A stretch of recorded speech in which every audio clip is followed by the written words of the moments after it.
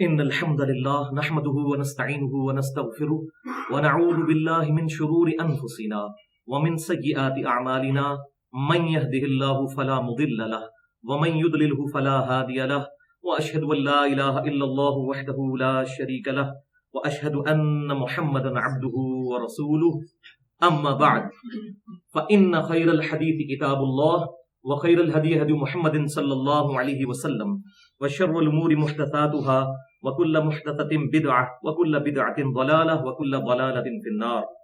أعوذ بالله السميع العليم من الشيطان الرجيم من همزه ونفخه ونفثه. بسم الله الرحمن الرحيم. رب اشرح لي صدري ويسر لي أمري واحلل عقدة من لساني يفقهوا قولي. بسم الله الرحمن الرحيم. إن الله وملائكته يصلون على النبي يا أيها الذين آمنوا صلوا عليه وسلموا تسليما. اللهم صل على محمد وعلى آل محمد كما صليت على إبراهيم وعلى آل إبراهيم إنك حميد مجيد. اللهم بارك على محمد وعلى آل محمد كما باركت على إبراهيم وعلى آل إبراهيم إنك حميد مجيد. الحمدللہ آج 27 اور 28 ذوالحجہ 1434 ہجری کی درمیانی رات 2 نومبر 2013 اور ہفتے کا دن ہے. پچھلے ہفتے ہم نے قبر رسول صلی اللہ علیہ وسلم کی مبارک حاضری سے متعلق تقریباً 87 منٹ گفتگو کی تھی، جو ہماری ویب سائٹ ahlsunnatpak.com پر ہمارے یوٹیوب کے چینل 720085 کے تھرو اپلوڈ ہو چکی ہے. مسئلہ نمبر 54C کے نام سے قبر رسول صلی اللہ علیہ وسلم سے متعلق فرقہ وارانہ نظریات کا تحقیقی جائزہ. آج انشاءاللہ تعالیٰ اسی لیکچر کا آخری حصہ یعنی پورشن نمبر 3 ڈسکس کریں گے، اور ہماری آج کی گفتگو جو ہے یہ مسئلہ نمبر 54D کے نام سے ahlsunnatpak.com پر قبر رسول صلی اللہ علیہ وسلم سے متعلق فرقہ وارانہ نظریات کا تحقیقی جائزہ، اس کا حصہ نمبر 2 اپلوڈ ہو جائے گا انشاءاللہ. آج کی گفتگو کی ڈیٹیل میں جانے سے پہلے میں پچھلے ہفتے جو ہم نے گفتگو کی تھی 2-4 منٹ میں اس کا بلیو پرنٹ آپ کے سامنے رکھ دیتا ہوں. ابتدائی خاکہ کہ مسئلہ نمبر 54C کے اندر ہم نے پہلے 31 منٹ میں تمہیدی گفتگو کی تھی، جس میں پینڈولم کی 2 ایکسٹریمز، ایک طرف امام احمد ابن تیمیہ المتوفى 728 ہجری اور ان کے جذباتی قسم کے فالوورز، اور دوسری ایکسٹریم پر امام ابو الحسن علی السبکی المتوفى 756 ہجری اور ان کے جذباتی فالوورز، ان دونوں کے نظریات کا تحقیقی جائزہ لیا تھا، اور جس کی جتنی حق بات تھی وہ قبول کی تھی، اور جو کتاب و سنت سے اور سلف کے منہج سے ٹکراتی تھی اس کا ہم نے الحمدللہ تحقیقی جائزہ لیا تھا. اور پھر اس سے اگلے 15 منٹ میں فضائل مدینہ پر میں نے 8 صحیح الاسناد احادیث اور اس سے متعلقہ صحیح احکام و مسائل اور عقائد کو ڈسکس کیا تھا، اور ساتھ ہی ساتھ 2 احادیث فضائل مکہ پر بھی بیان کی تھیں، اور اس چیز کو بھی ایمفسائز کیا تھا کہ اگرچہ بخاری اور مسلم کی درجنوں احادیث کی روشنی میں فضائل مدینہ فضائل مکہ سے زیادہ ہے، لیکن اس کی بنیاد پر کوئی شخص مکہ شریف کی توہین نہیں کر سکتا. مکہ اور مدینہ دونوں ہی ہمارے لیے قابل احترام ہیں الحمدللہ. پھر اس سے اگلے 25 منٹ میں نے 5 صحیح الاسناد احادیث کی روشنی میں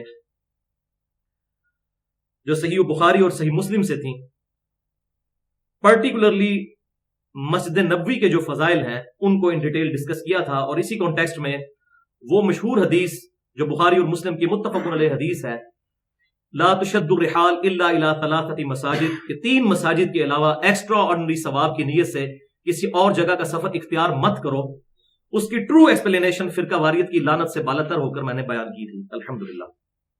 اور پھر آخری 16 منٹ میں کلرڈ تصاویر کے ذریعے مسجد نبوی کا اور روضہ شریف کا مکمل تعارف اور حاضری کا صحیح طریقہ، اور اس سے متعلقہ جو غلط نظریات موجود ہیں، خصوصاً آج کل جو انٹرنیٹ کے اوپر اور ہمارے یہ پرنٹنگ میڈیا کے اندر بھی ایک بالکل فیک اور جعلی اور جھوٹی تصویر نبی صلی اللہ علیہ وسلم کی قبر مبارک کی مشہور کر دی گئی ہے، اس کو بیان کیا تھا. اسی طریقے سے اس قسم کے دیو مالائی قصے کہانیاں کہ گنبد کے اوپر یا خانہ کعبہ شریف کے اوپر کوئی پرندہ نہیں بیٹھتا، یہ بالکل جھوٹی بات ہے، اس کا بھی میں نے رد کیا تھا.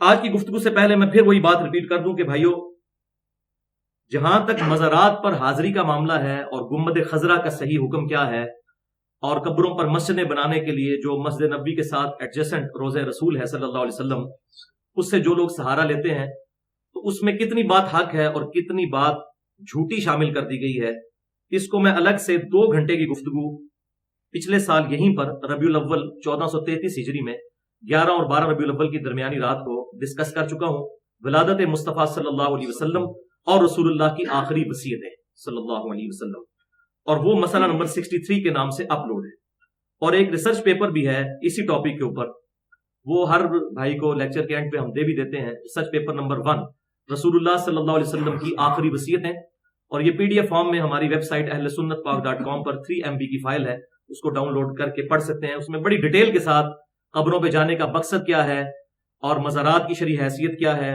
اور جو لوگ قبر رسول پر جو گنبد رکھا گیا نبی صلی اللہ علیہ وسلم کے دنیا سے تشریف لے جانے کے 650 سال کے بعد اس کو بنیاد بنا کر جو احادیث کا مذاق اڑایا جاتا ہے، اس کو میں نے ڈیٹیل کے ساتھ الحمدللہ بیان کیا۔ تو وہ ریسرچ پیپر بھی آپ کو مل جائے گا انشاءاللہ، اور وہ لیکچر بھی مسئلہ نمبر 63 سن سکتے ہیں۔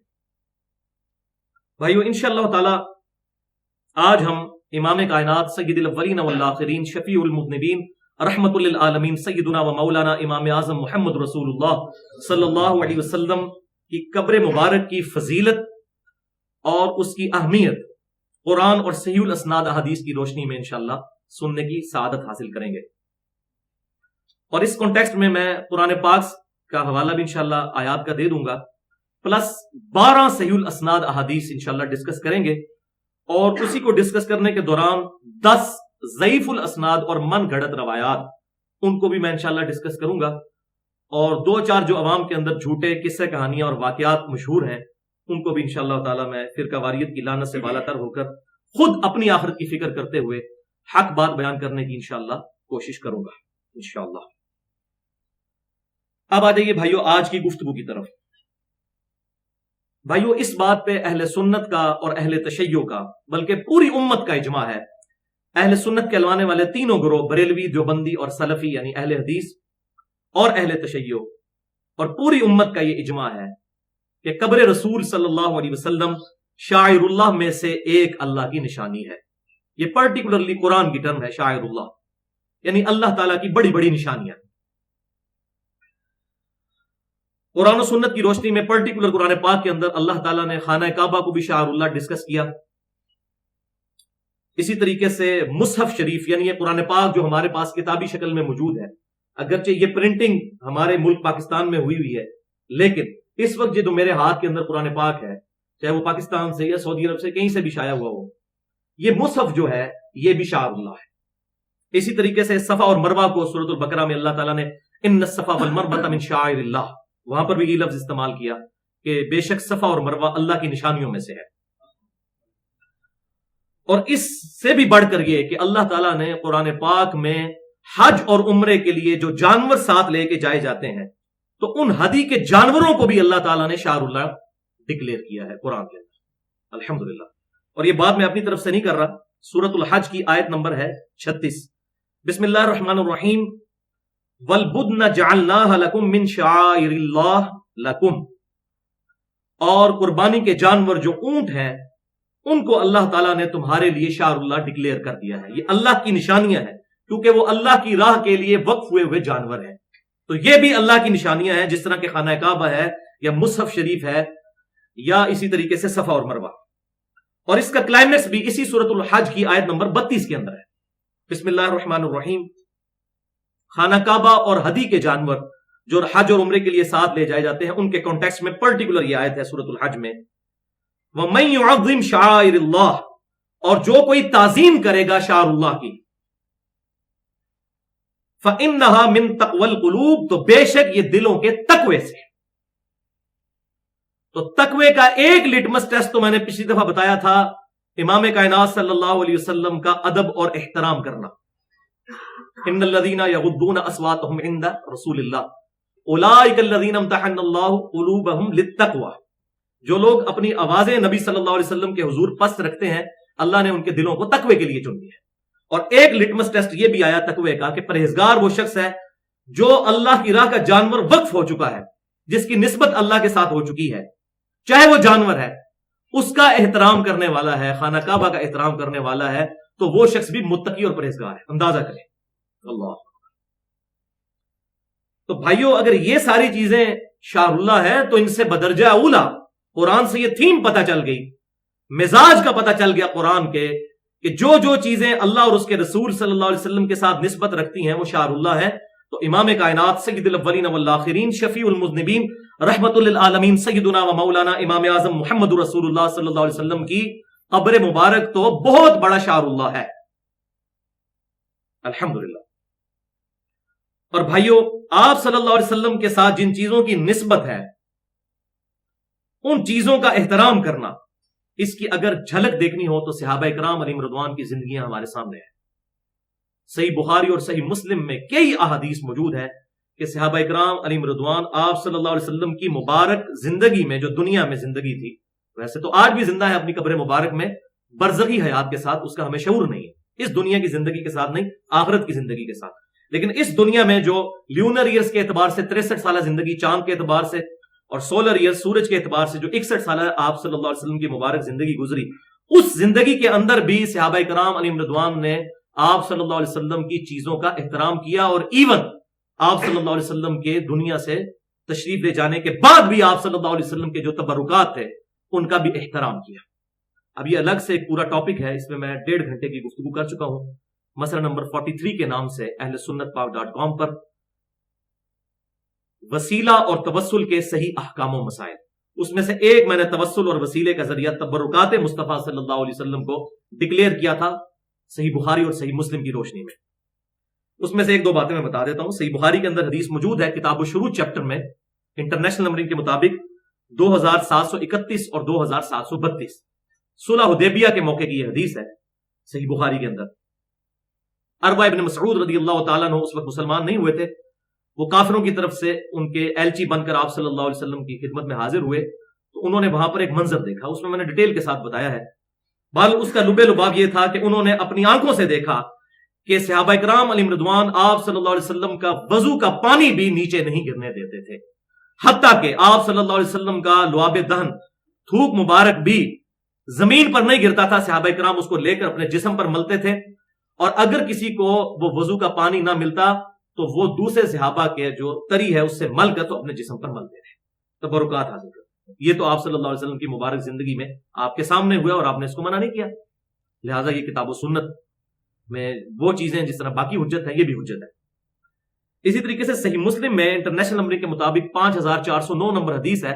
اسماء بنت ابی بکر جو سیدہ عائشہ کی بہن تھیں، سیدہ ابو بکر صدیق رضی اللہ تعالیٰ عنہ کی بیٹی، انہوں نے آپ صلی اللہ علیہ وسلم کی وفات کے تقریباً 50 سال کے بعد ایک کرتا نکالا، اور انہوں نے کہا کہ یہ کرتا آپ صلی اللہ علیہ وسلم کا ہے، اور اما عائشہ رضی اللہ تعالی عنہا کے پاس یہ تھا. ان کی وفات سے پہلے میں نے ان سے یہ کرتا لے لیا، اور ان کی وفات ہوئی ہے آپ صلی اللہ علیہ وسلم کی وفات کے 47 سال کے بعد. تو یہ ایٹ لیسٹ 50 سال کا تو واقعہ بنا. تو اسماء بنت ابی بکر کہتی ہیں میں نے یہ کرتا لے لیا ان سے. یہ صحابیہ ہیں اور عبداللہ ابن زبیر کی والدہ ہیں، اور اشرم مبشرہ میں سے سیدنا زبیر رضی اللہ تعالیٰ عنہ کی بیوی ہیں.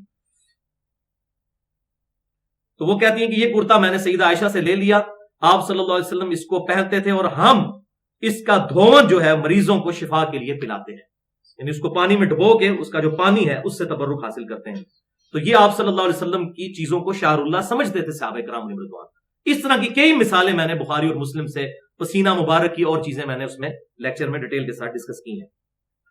اور اسی لیکچر میں نے صحیح بخاری سے 10 احادیث پیش کی تھیں، اوپر تلے بالکل اکٹھی، انٹرنیشنل نمبر کے مطابق 483 نمبر سے لے کر 492 نمبر تک، کہ عبداللہ ابن عمر رضی اللہ تعالیٰ عنہ جب بھی سفر حج پر جایا کرتے تھے تو انہوں نے جب آپ صلی اللہ علیہ وسلم کے ساتھ حج کیا تھا تو جن جن جگہوں پر آپ صلی اللہ علیہ وسلم نے اتر کر نماز پڑھی تھی یا کوئی ایکٹیویٹی پرفارم کی تھی، وہ جب بعد میں بھی حج کے لیے جایا کرتے تھے، آپ صلی اللہ علیہ وسلم کے بعد 63 سال تک وہ زندہ رہے، اور اکثر سال وہ حج کیا کرتے تھے اور امیر حج ہوا کرتے تھے.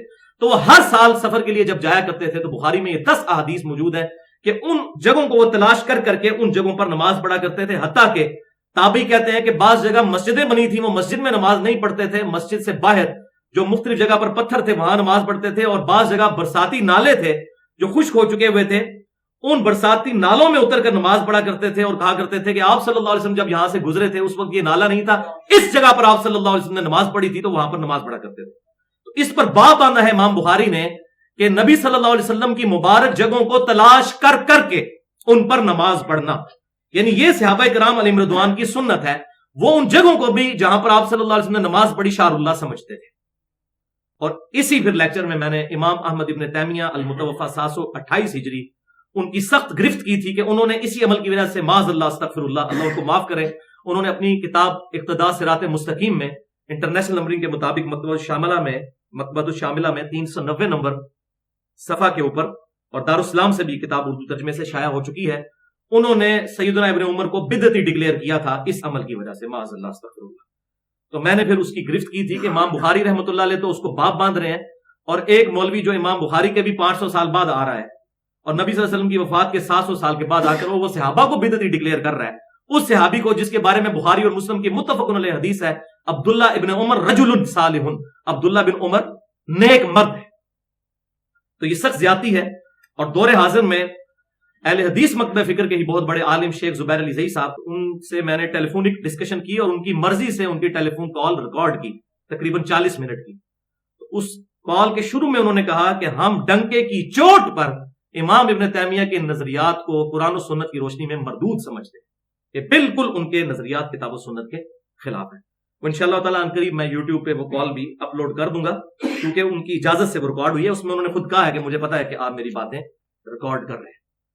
بہرحال یہ آج کے حوالے سے قرآن پاک سے ثبوت ہو گیا. اب انشاءاللہ تعالیٰ 12 صحیح الاسناد احادیث کو اور اسی کانٹیکسٹ میں 10 ضعیف الاسناد احادیث کو بھی ہم ڈسکس کریں گے. ایک دفعہ دروشی پڑھ لیجئے. اللہم صلی علی محمد وعلی آل محمد کما صلیت علی ابراہیم وعلی آل ابراہیم انک حمید مجید. اللہم بارک علی محمد وعلی آل محمد کما بارکت علی ابراہیم وعلی آل ابراہیم انک حمید مجید. اب بھائیو، امام کائنات سید الاولین والآخرین شفیع المذنبین رحمت للعالمین سیدنا و مولانا امام اعظم محمد رسول اللہ صلی اللہ علیہ وسلم کی 12 صحیح الاسناد حدیث اور اسی کانٹیکسٹ میں 10 ضعیف الاسناد حدیث اور کچھ من گھڑت قصے اور کہانیاں، ان کو بھی میں انشاءاللہ ایمانداری کے ساتھ فرقہ واریت کی لعنت سے بالاتر ہو کر ڈسکس کرنے کی کوشش کروں گا. اور بھائیو، یہ جو 12 صحیح الاسناد احادیث ہیں، یہ میں نے کوئی الٹپ ایٹ رینڈم نہیں لکھ لی ہیں بیان کرنے کے لیے، ایک انٹلیکچوئل ترتیب کے ساتھ ہیں تاکہ بات سمجھ آئے. اور یہاں شروع ہی میں ایک دماغ سے شیطانی وسوسہ اور کیڑا نکال دوں، کیونکہ اکثر لوگ ان چیزوں کو پھر ایکسپلائٹ کرتے ہیں کہ جی حدیث تو حدیث ہوتی ہے، یہ صحیح اور ضعیف کیا چکر ہوا. اس کو انشاءاللہ میں بعد میں بھی ڈسکس کروں گا، لیکن شروع میں ایک معاملہ میں یہاں پر کلیئر کر دوں. یہ بات یاد رکھیے، جب صحیح حدیث بولا جاتا ہے تو یہ امپلائڈ ہوتا ہے اس کے اندر کہ اس سے مراد صحیح الاسناد احادیث ہے، کہ سند کو صحیح کہہ رہے ہوتے ہیں ہم. اسی طریقے سے جب ہم کہتے ہیں ضعیف حدیث ہے تو یہ امپلائڈ ہے کہ اس سے مراد ہے ضعیف الاسناد احادیث جن کی سند ضعیف ہے.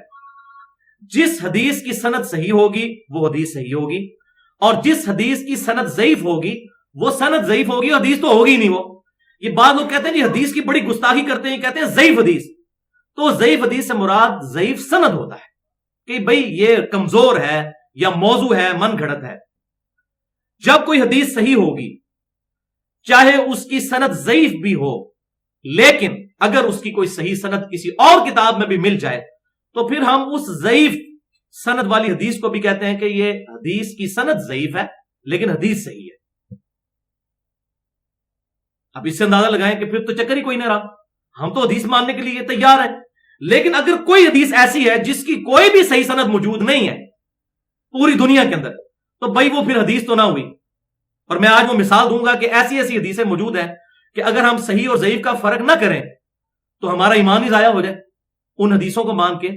تو اصول محدثین پر، بریلوی، دیوبندی، اہل حدیث یا اہل تشیع کے اصول نہیں، پہلے 300 سال کے محدثین کے اصول پر اس کی سند کو ڈسکس کیا جاتا ہے کہ یہ صحیح ہے یا ضعیف ہے. لہٰذا اس میں کسی کو تکلیف نہیں ہونی چاہیے. وہ پہلے 300 سال کے محدثین تو ہمارے مشترکہ ہیں، اس میں تو کوئی اختلاف نہیں ہے.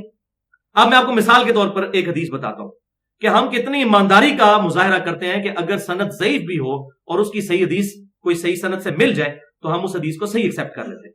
مثال کے طور پر سنن ابی داؤد میں انٹرنیشنل نمبرنگ کے مطابق 2140 نمبر حدیث ہے کہ آپ صلی اللہ علیہ وسلم نے ارشاد فرمایا کہ اگر میں اللہ کے علاوہ کسی کے لیے سجدے کو جائز سمجھتا تو بیویوں سے کہتا کہ اپنے خامدوں کو سجدہ کریں اس حق کے سبب جو اللہ تعالیٰ نے ان کو دیا ہے. اب اس کی سند سنن ابی داؤد میں پکی ضعیف ہے. کیوں؟ کہ اس میں شریک القاضی مدلس ہیں اور ان سے روایت کر رہے ہیں، اور مدلس کی ان کی روایت جو ہے سما کی تصریح کے بغیر ضعیف ہوتی ہے. صحیح مسلم کے مقدمے میں یہ پیٹ رول موجود ہے. امام مسلم نے اپنی کتاب کے شروع میں ہی لکھ دیا کہ یہ پیٹ رول ہے جب تک سما کی تصریح نہ ہو. یہ میں انشاءاللہ بعد میں بھی ڈسکس کروں گا اس چیز کو. لیکن اسی حدیث کی ایک صحیح سند بھی موجود ہے سنن ابن ماجہ میں انٹرنیشنل نمبر کے مطابق 1853 کسی اور صحابی سے. اور یہی حدیث جو ابو داؤد میں ہے اس کی سما کی تصریح بھی سنن الکبریٰ البہیقی میں انٹرنیشنل نمبر کے مطابق 14482 نمبر حدیث سنن الکبریٰ البہیقی کے اندر، وہاں پر سما کی تصریح کر دی ہے شریک القاضی نے. انہوں نے حدثنی سے حدیث بیان کی ہے، یہاں پر وہ ان سے کر رہے ہیں اور وہاں انہوں نے سما کی تصریح کر دی. لہٰذا اب ابو داؤد میں اگرچہ وہ روایت ضعیف ہے لیکن ہم اس کی سند کو ضعیف کہتے ہیں، حدیث کو صحیح کہتے ہیں. لیکن اگر کوئی حدیث ایسی ہے جس کی صحیح سند دنیا کی کسی کتاب میں موجود نہیں ہے تو پھر اس کو تو نہیں لیا جا سکتا، وہ تو ایکسیپٹیبل ہی نہیں ہے. ورنہ یہاں پر پھر ایک کڑوی بات ہے کہ المصنف ابن ابی شیبہ کا جو سیکنڈ لاسٹ چیپٹر ہے اس چیپٹر کا نام ہی ہے کتاب الرد علی ابی حنیفہ، کہ یہ چیپٹر رد ہے امام ابو حنیفہ رحمۃ اللہ علیہ کے ان فتووں پر جس میں وہ رسول اللہ کی مخالفت کیا کرتے تھے صلی اللہ علیہ وسلم، انہی الفاظ کے ساتھ. اب جب یہ آتا ہے چیپٹر سامنے تو پھر ڈاکٹر طاہر القادری صاحب بھی کہتے ہیں نہیں نہیں اس میں فلاں روایت ضعیف ہے، اس میں فلاں روایت ضعیف ہے. تو بھئی جب ہم یہ بات کرتے ہیں کہ صحیح اور ضعیف کا فرق ہوتا ہے اس وقت آپ کہتے ہیں نہیں حدیث تو ہے. جیسے ہمارے پاکستان کے سیاسی لیڈر کہتے ہیں کہ ڈگری تو ڈگری ہوتی ہے چاہے جعلی ہو یا اصلی، تو حدیث تو حدیث ہی ہوتی ہے چاہے جعلی ہو یا اصلی، تو فرق تو کرنا ہوگا کہ صحیح ہے یا ضعیف ہے. اسی طریقے سے ایک بڑی شرمناک حدیث ہے جو کتابوں میں موجود ہے مسند احمد کے اندر، وہ آگے آئے گی، میں انشاءاللہ اس کو ڈسکس بھی کر لوں گا اس حوالے سے.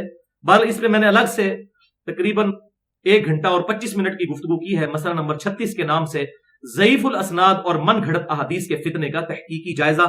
اس میں نے 5 مثالیں ایسی دی ہیں اہل سنت کی حدیث کی کتابوں سے، جو ہم اہل سنت منہج کے لوگوں کی کتابیں ہیں، کہ اگر ان روایتوں کو ہم صحیح مان لیں اور صحیح اور ضعیف کا فرق نہ کریں تو ہمارا ایمان ہی برباد ہو جائے.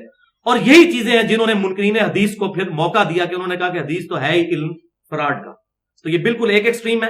دوسری ایکسٹریم یہ ہے کہ جو بھی روایت لکھی ہے قصہ کہانی اس کو ایکسپٹ کر لیں، جبکہ حق راستہ درمیان کا ہے کہ صحیح اور ضعیف کا فرق کرنا ہے، ادروائز تو بالکل دین کا جنازہ نکل جائے گا. تو اب اللہ کا نام لے کر یہ احادیث شروع کرتے ہیں. پہلی حدیث قبر مبارک کے حوالے سے صحیح حدیث صحیح بخاری اور صحیح مسلم کی متفق علیہ حدیث ہے کہ آپ صلی اللہ علیہ وسلم نے ارشاد فرمایا میرے گھر سے لے کر میرے ممبر تک جنت کے ٹکڑوں میں سے ایک ٹکڑا ہے اور میرا ممبر حوض کوثر پر لگا ہوا ہے. یہ اللہ تعالیٰ نے آپ کو منظر دکھا دیا کہ آپ صلی اللہ علیہ وسلم کا ممبر حوض کوثر پر لگا ہوا ہے میرے گھر سے لے کر میرے ممبر تک.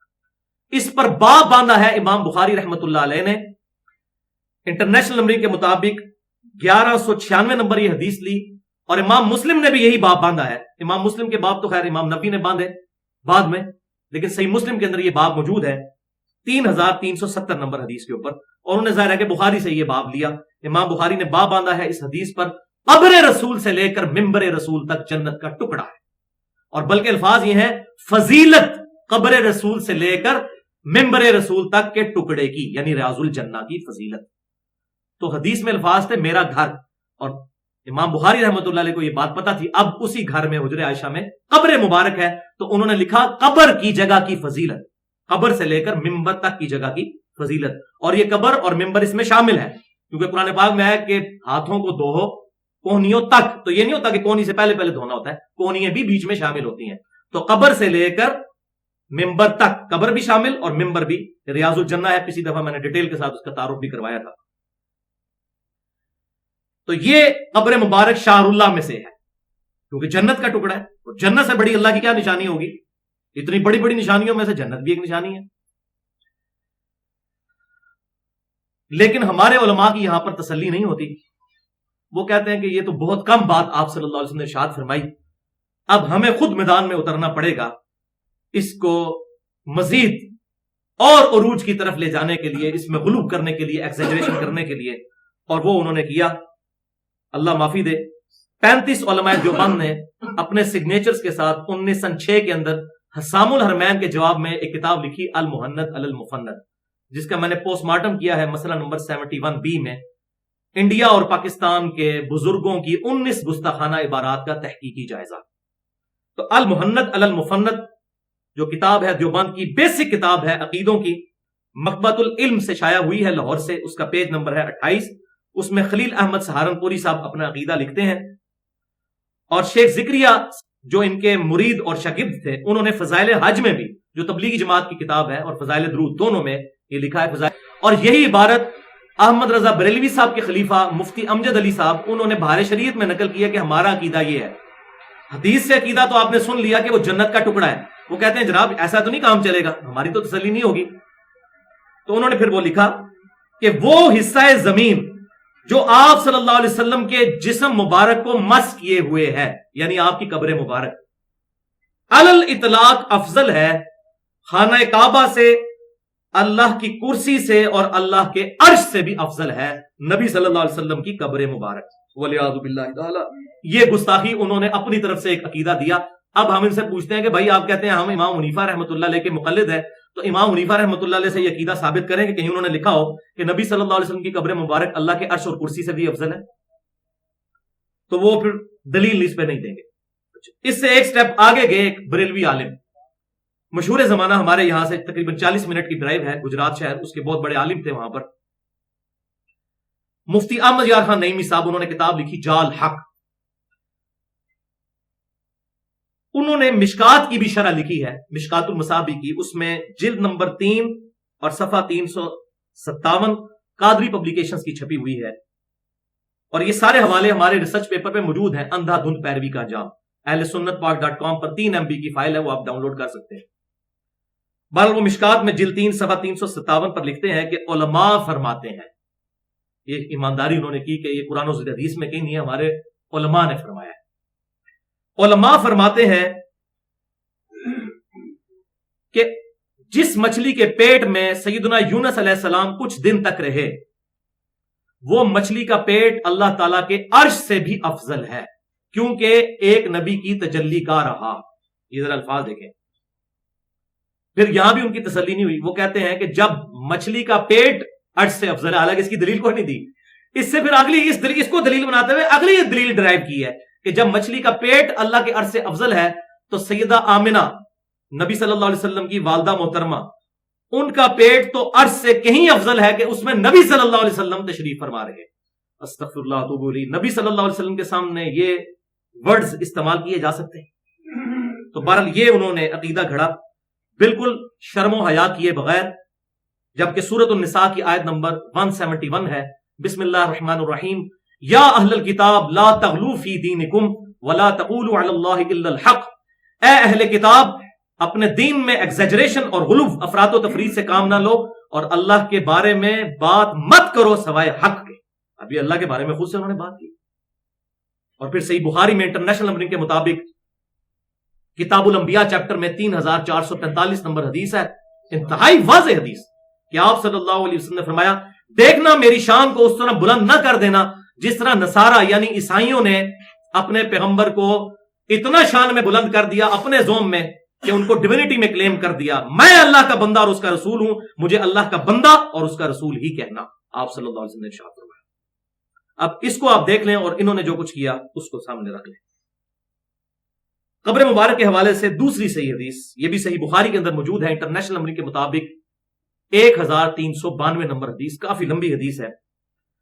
عمر بن میمون تابعی رحمت اللہ علیہ کہتے ہیں کہ میں نے اپنی آنکھوں سے یہ منظر دیکھا کہ جب سیدنا عمر رضی اللہ تعالیٰ عنہ کو زخم لگا، جس زخم میں ان کی شہادت ہوئی، تو انہوں نے اس زخم میں اپنے بیٹے عبداللہ ابن عمر رضی اللہ تعالیٰ عنہما کو بھیجا اور کہا کہ اماں عائشہ کے پاس جاؤ اور ان سے ریکویسٹ کرو کہ عمر اپنے 2 ساتھیوں کے ساتھ دفن ہونا چاہتا ہے، یعنی نبی صلی اللہ علیہ وسلم کی قبر مبارک اور سیدنا ابوبکر صدیق کی قبر مبارک، اور اس کے ساتھ میں بھی دفن ہونا چاہتا ہوں اپنے ان 2 ساتھیوں کے ساتھ۔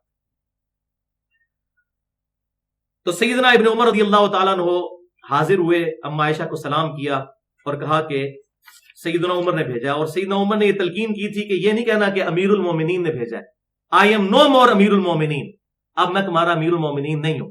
تم نے کہنا عمر ابن خطاب نے بھیجا ہے، تاکہ یہ نہ ہو کہ امیر المومنین کے روب میں آ کر وہ بات مان جائے. اللہ اکبر. احتیاط دیکھیں آپ ذرا. سیدنا عمر مولا عمر رضی اللہ تعالیٰ عنہ. تو ابن عمر رضی اللہ تعالیٰ عنہ حاضر خدمت ہوئے اور پیغام پہنچایا. تو اما عائشہ نے کہا کہ یہ جگہ تو میں نے اپنے لیے رکھی ہوئی ہے، لیکن آج میں اپنی ذات پر عمر کو ترجیح دوں گی. ان کو اجازت ہے کہ ان کو یہاں پر دفن کر دیا جائے. اللہ. پھر ابن عمر واپس آئے، سیدنا عمر کو آ کر عرض کی کہ ابا جان آپ کو اما عائشہ نے اجازت دے دی ہے دفن ہونے کے لیے. تو سیدنا عمر کے الفاظ ذرا سنیں. آپ نے فرمایا کہ میرے نزدیک قبر رسول صلی اللہ علیہ وسلم کی اس جگہ کے ساتھ دفن ہونے سے اہم کوئی چیز نہیں ہے. قبر رسول کے ساتھ دفن ہونے سے اہم کوئی چیز نہیں ہے. اللہ.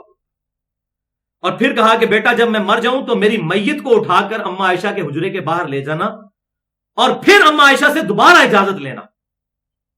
ہو سکتا ہے میرے روب کی وجہ سے انہوں نے اجازت دے دی ہو، تو میرے مرنے کے بعد تو میں کچھ بھی نہیں نا، تو مجھے لے جانا اور حجرے کے باہر میری میت رکھ کے سیدہ عائشہ سے دوبارہ اجازت لینا. اگر حضرت عائشہ نے اجازت دے دی تو مجھے قبر رسول کے ساتھ دفن کرنا، ادروائز مجھے مسلمانوں کے قبرستان بقیع غرقد میں دفن کر دینا. تو یہی ہے جو ہمارے وہ بریلوی مکتب فکر کے بھائیوں نے اپنی طرف سے سٹوری بنائی ہے کہ جی سیدنا عمر نے کہا کہ جی وہ قبر کے باہر رکھنا، قبر سے آواز آئے گی تو مجھے وہاں دفن کر دینا. اب یہ غریب بیچارے کہاں کتاب کھول کے پڑھیں گے کہ صحیح بخاری میں وہ قبر سے آواز نہیں، انہوں نے کہا تھا سیدہ عائشہ سے پوچھنا، کیونکہ وہ اس حجرے میں رہتی تھی تو سیدہ عائشہ سے اجازت لینی تھی، اس میں واضح الفاظ موجود ہیں. تو پھر سیدہ عمر رضی اللہ تعالیٰ عنہ کو وہاں لے جایا گیا. اسی دوران آپ نے پھر نصیحت کی کہ میں اپنے بعد ان 6 بندوں کے علاوہ کسی کو بھی خلافت کا حقدار نہیں سمجھتا. علی، عثمان، طلحہ، زبیر، عبد الرحمن بن عوف اور سعد ابن ابی وقاص، ان 6 بندوں میں سے اپنا خلیفہ چن لینا، کیونکہ یہ 6 لوگ وہ ہیں جن سے آپ صلی اللہ علیہ وسلم اپنی وفات تک راضی رہے. یہ سیدنا عمر کے الفاظ ہیں. دیکھیں ان کی ہر چیز نسبت رسول سے ہوتی تھی صلی اللہ علیہ وسلم. کہا ان سے وفات تک راضی رہے، یہ نہیں کہ باقیوں سے ناراض رہے، مراد یہ کہ یہ تو ڈیفینیٹ وہ لوگ ہیں سابقون الاولون.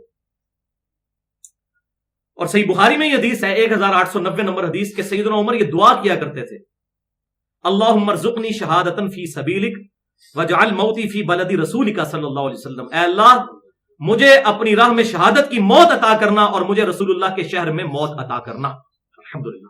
تو میں نے پچھلی دفعہ صحیح مسلم سے بتایا تھا کہ جو مدینے میں مرے گا، نبی صلی اللہ علیہ وسلم نے فرمایا کہ میں اس کی شفاعت کروں گا جو مدینے کی تکلیف پر صبر کرے گا اور یہاں اس کو موت آئے گی. تو سیدنا عمر پھر دعا کرتے تھے، اللہ تعالیٰ نے سیدنا و مولانا عمر، مولا سے مراد دلی محبوب، ان کی یہ دعا الحمدللہ قبول بھی کی. اب دیکھ لیں کہ سیدنا عمر رضی اللہ تعالیٰ عنہ کی یہ تربیت پھر ٹرانسفر ہوئی ہے ان کے بیٹے میں. اب آپ کو یہ بات سمجھ آئے گی. جو تیسری حدیث ہے صحیح حدیث قبر رسول سے متعلق صلی اللہ علیہ وسلم، الموطا امام مالک میں جو حدیث کی پہلی کتاب ہے جس سے سینکڑوں احادیث امام بخاری نے بھی نقل کی، سنن الکبریٰ البہیقی میں، فضل الصلاۃ علی النبی میں جو درود شریف کے فضائل پر پہلے 300 سال میں کتاب لکھی گئی، اور چوتھی کتاب ہے المصنف ابن ابی شیبہ. ان چاروں کتابوں میں صحیح سند کے ساتھ یہ حدیث موجود ہے. المصنف ابن ابی شیبہ میں ایک پورا چیپٹر ہے جس کا نام ہے کہ جب کوئی شخص قبر رسول کے پاس آئے تو سلام عرض کرے صلی اللہ علیہ وسلم. اس چیپٹر میں انٹرنیشنل نمبر کے مطابق 11,793 نمبر اثر ہے، حدیث ہے کہ عبداللہ ابن عمر رضی اللہ تعالیٰ عنہ جب کبھی بھی سفر پر جایا کرتے تھے تو پہلے مسجد نبوی میں 2 نفل پڑھتے، اس کے بعد قبر رسول پر آ کر سلام عرض کرتے، السلام علیکہ یا رسول اللہ صلی اللہ علیہ وسلم، اور پھر سیدنا ابو بکر کی قبر پر آ کر عرض کرتے السلام علیکہ یا ابا بکر، اور پھر سیدنا عمر کی قبر پر آ کر عرض کرتے السلام علیکہ یا ابتا، اے میرے باپ آپ پر سلامتی ہو. اور جب سفر سے واپس آتے پھر مسجد نبوی میں 2 نفل پڑھتے اور پھر رسول اللہ صلی اللہ علیہ وسلم کی قبر مبارک پر سلام عرض کرتے اور سیدنا ابو بکر اور سیدنا عمر کی قبروں پر. اور الحمدللہ پوری امت کا اجماع ہے، اہل سنت ہوں یا اہل تشیع ہوں، اہل سنت کے لوانے والے تینوں گروہ بریلوی، دیوبندی اور سلفی یعنی اہل حدیث اور اہل تشیع کا، پوری دنیا کے مسلمانوں کا اجماع ہے کہ قبر رسول صلی اللہ علیہ وسلم پر حاضری کا طریقہ یہی ہے. اجماع ہے، کوئی دوسری رائے نہیں ہے. اس حوالے سے کیا قبر کی نیت ہونی چاہیے یا مسجد نبوی کی ہونی چاہیے، درمیان کا راستہ کیا ہے، اس حوالے سے میں پچھلے ہفتے گفتگو کر چکا ہوں، آج میں اس کو ڈسکس نہیں کروں گا. بہرحال یہاں پر ایک بات یاد رکھیں کہ بھائیوں، یہ یا رسول اللہ یا ابا بکر یا عمر کہنے سے کسی کو چڑ نہیں ہونی چاہیے. یہ بالکل سامنے جو موجود ہے اس کو یا کہہ کے پکارنا صحابہ کرام علیہم رضوان کی سنت ہے. یہ آگے حدیث بھی آ جائے گی، چلے میں یہاں پر ہی بیان کر دیتا ہوں. صحیح بخاری میں انٹرنیشنل نمبرنگ کے مطابق ہے 1241 نمبر حدیث کہ نبی صلی اللہ علیہ وسلم کی میت مبارک رکھی ہوئی تھی. سیدنا ابوبکر صدیق رضی اللہ تعالیٰ عنہ اما عائشہ کے حجرے میں آئے، آپ صلی اللہ علیہ وسلم کے ماتھے پر بوسہ دیا چادر ہٹا کر اور کہا یا نبی اللہ، اے اللہ کے نبی، اللہ آپ پر 2 موتیں جمع نہیں کرے گا. آپ پر ایک موت اللہ نے وارد کر دی، اب دوبارہ آپ کو موت نہیں آئے گی، یعنی اب آپ برزخی حیات میں جا چکے ہیں. تو ہر شخص کو ایک ہی دفعہ موت کا ذائقہ چکھنا ہے.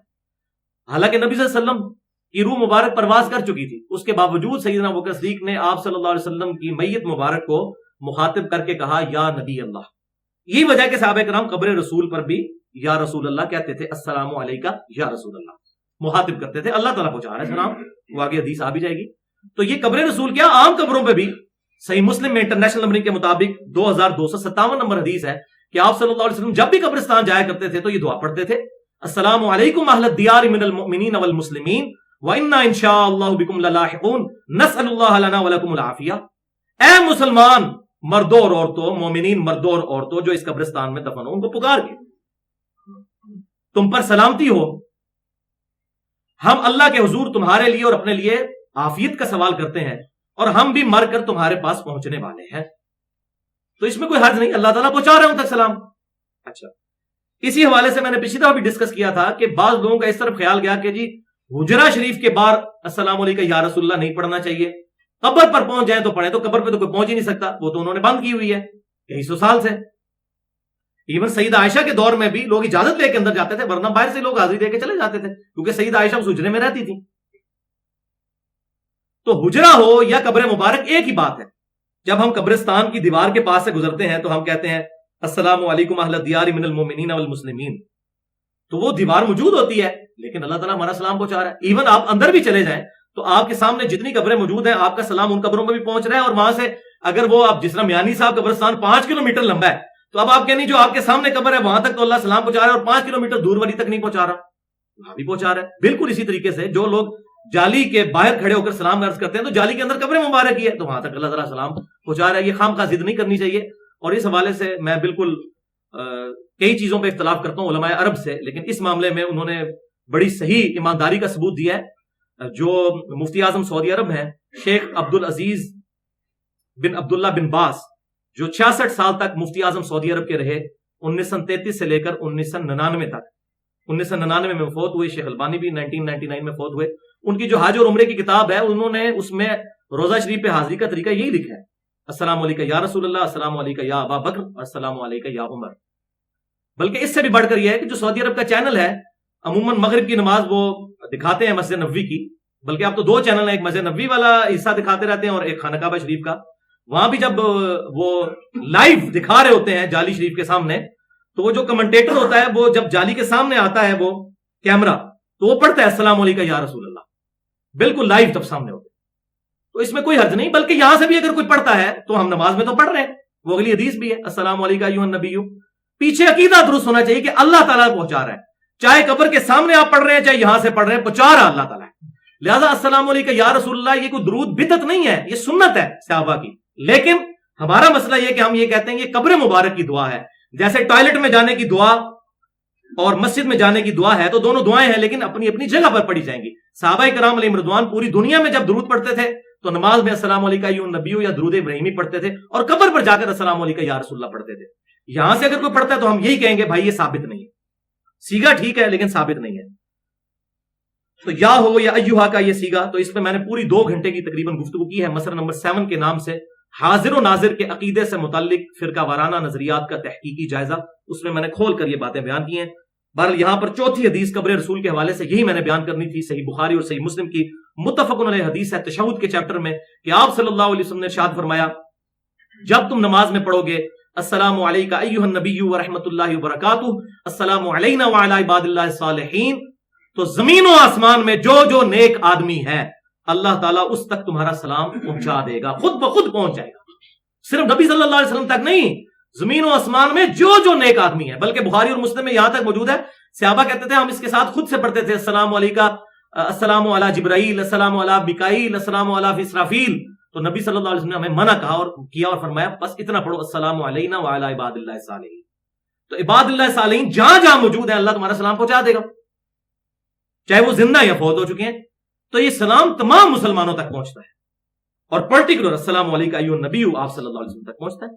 تو یہ ہم آپ صلی اللہ علیہ وسلم کو ہی انشاءاللہ خطاب کرتے ہیں، لیکن نیت کیا ہے کہ اللہ تعالیٰ یہ سلام پہنچا رہا ہے الحمدللہ. باقی اس کی جتنی ڈیٹیل ہے وہ میں نے حاضر و ناظر والا لیکچر جو ہے مسئلہ نمبر 7 اس میں بیان کر دی ہے. قبر مبارک سے متعلق 5ویں صحیح حدیث سنن ابی داؤد میں موجود ہے. کتاب المناسک جو چیپٹر ہے حج والا، اس کا آخری باب ہی یہی ہے، زیارت القبور، قبروں کی زیارت کرنا. اس سے یہ بات پتہ چل گئی کہ انہوں نے قبر کی حاضری کے چیپٹر میں اس حدیث کو ڈالا ہے.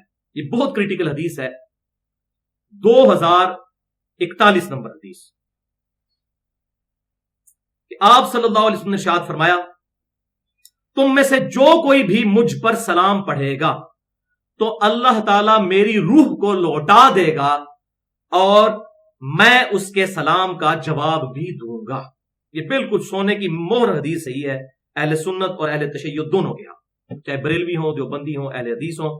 شیخ البانی رحمہ اللہ بھی اسے صحیح کہتے ہیں، اور دور حاضر میں بہت بڑے حدیث کے محقق شیخ زبیر علی زئی صاحب پہلے اس حدیث کو ضعیف کہتے تھے 2011 سے پہلے تک. پھر انہوں نے جب دوبارہ تحقیق کی تو انہوں نے مجھے صحیح طرح یاد ہے کہ 2011 ہی کی بات ہے، سردیوں میں انہوں نے مجھے زور کی نماز کے بعد فون کیا اور مجھے کہا کہ علی بھائی وہ حدیث صحیح ہو گئی ہے، اس کی سند مل گئی ہے صحیح بھی. میں نے کہا شیخ صاحب وہ پہلے ہی صحیح تھی. وہ کہتے ہیں نہیں، اس میں ایک سکم تھا وہ دور کرنا. ان کی بات ٹھیک تھی، وہ سکم تھا اور وہ سکم دور کرنا تھا. وہ سکم میں آپ کو بتا دیتا ہوں کیا ہے. پھر انہوں نے رجوع کر لیا، انوار الصحیفہ میں بھی موجود نہیں ہے، مشکات المصابیح میں انٹرنیشنل نمبرنگ کے مطابق 925 نمبر یہی حدیث ہے، اس میں بھی انہوں نے صحت کا حکم لگایا ہے. اس میں مسئلہ یہ تھا کہ یزید بن عبداللہ جو ہے اس کی سما کی تصریح نہیں مل رہی تھی ابو داؤد کے اندر، تو اس کی سما کی تصریح پھر سنن الکبریٰ البیہقی کے اندر ان کو مل گئی کہ وہاں پر اس کی سما کی تصریح موجود ہے کہ اس نے یہ خود حدیث سیدنا ابو ہریرہ رضی اللہ تعالیٰ عنہ سے سنی. تو جب وہ سما کی تصریح مل گئی تو یہ روایت بالکل صحیح ہے، لہذا اب اس پہ کسی کا بھی کوئی اختلاف نہیں ہے. لیکن یہاں پر یہ بات یاد رکھیں، یہ روح کا لوٹنا برزخی ہے، یہ دنیا کا ایسا لوٹنا نہیں ہے.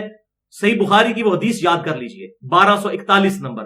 سیدنا ابوبکر رضی اللہ تعالیٰ عنہ نے آپ صلی اللہ علیہ وسلم کی میت مبارک کو بوسہ دیا اور کہا یا نبی اللہ، اللہ آپ پر 2 دفعہ موت نہیں طاری کرے گا.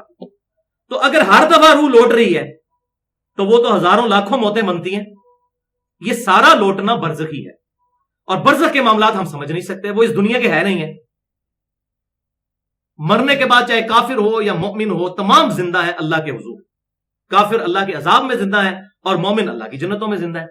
جسم ان کے یہاں پر ہیں قبروں میں، لیکن ان کی روحیں جو ہیں وہ کسی کی جنت الفردوس میں ہے، کسی کی لیہین میں ہے. لیکن اس روح اور جسم کا تعلق بھی ہے خاص جو ہم نہیں سمجھ سکتے. بالکل اس طریقے سے جس طرح سورہ الزمر میں آتا ہے کہ جب کوئی شخص سو جاتا ہے اس وقت بھی ہم اس کی روح قبض کر لیتے ہیں، لیکن سوئے ہوئے شخص کو اگر آپ کوئی چٹکی کاٹیں یا اس کو کوئی سوئی وغیرہ چبوئیں تو وہ جاگ جاتا ہے. تو روح نکلنے کے باوجود روح اور جسم کا ایک تعلق رہتا ہے، وہ برزخی تعلق ہے، وہ ہمیں پتہ نہیں ہے، وہ فوراً روح اس میں لوٹ آتی ہے. لیکن وہ لوٹنا اور ہے اور وفات کے بعد روح کا لوٹنا اور ہے، کیونکہ وفات کے بعد کی زندگی برزخی زندگی ہے، اس کو ہم دنیا کی زندگی پر قیاس نہیں کر سکتے. اور یہ اہل سنت کا اور اہل تشیع کا سب کا اجماعی عقیدہ ہے کہ نبی صلی اللہ علیہ وسلم کا جسم مبارک مدینہ شریف کی قبر میں بالکل صحیح حالت میں ہے. سنن کبریٰ البیہقی میں صحیح سند کے ساتھ موجود ہے کہ سیدنا عمر کہتے ہیں کہ اللہ تعالیٰ نے حرام کر دیا ہے کہ انبیاء کرام کے جسموں کو نہ مٹی کھاتی ہے نہ آگ کھاتی ہے. اور صحیح بخاری کی ایک بڑی ڈیٹیل حدیث ہے جس کا لب لباب یہ ہے کہ آپ صلی اللہ علیہ وسلم کو ایک خواب دکھایا گیا، اس خواب کے ایڈ پہ آپ نے منظر دیکھا کہ جنت میں ایک محل ہے. تو سیدنا جبریل سے کہا کہ جبریل مجھے جانے دو، میں اپنے محل میں داخل ہو جاؤں. تو جبریل علیہ السلام نے عرض کیا اللہ کے رسول صلی اللہ علیہ وسلم ابھی آپ کے کچھ دن دنیا میں باقی ہیں، وہ دن گزار کے آپ اسی جنت میں آ جائیں گے. تو آپ صلی اللہ علیہ وسلم کی روح مبارک جنت میں اور جسم مبارک مدینہ شریف کی قبر میں بالکل صحیح حالت میں موجود ہے، اور اس روح اور جسم کا ایک برزخی تعلق ہے جو ہم سمجھ نہیں سکتے. بہرحال آج اسی پر اکتفا کریں انشاءاللہ تعالی. میں اس چیز کا میں نے الحمدللہ ارادہ کیا کہ اس دفعہ ربیع الاول شریف میں انشاءاللہ جو ہم نے لیکچر ڈسکس کرنا ہے وہ حیات النبی پر ہی کرنا ہے. عقیدہ حیات النبی سے متعلق فرقہ وارانہ نظریات کا تحقیقی جائزہ.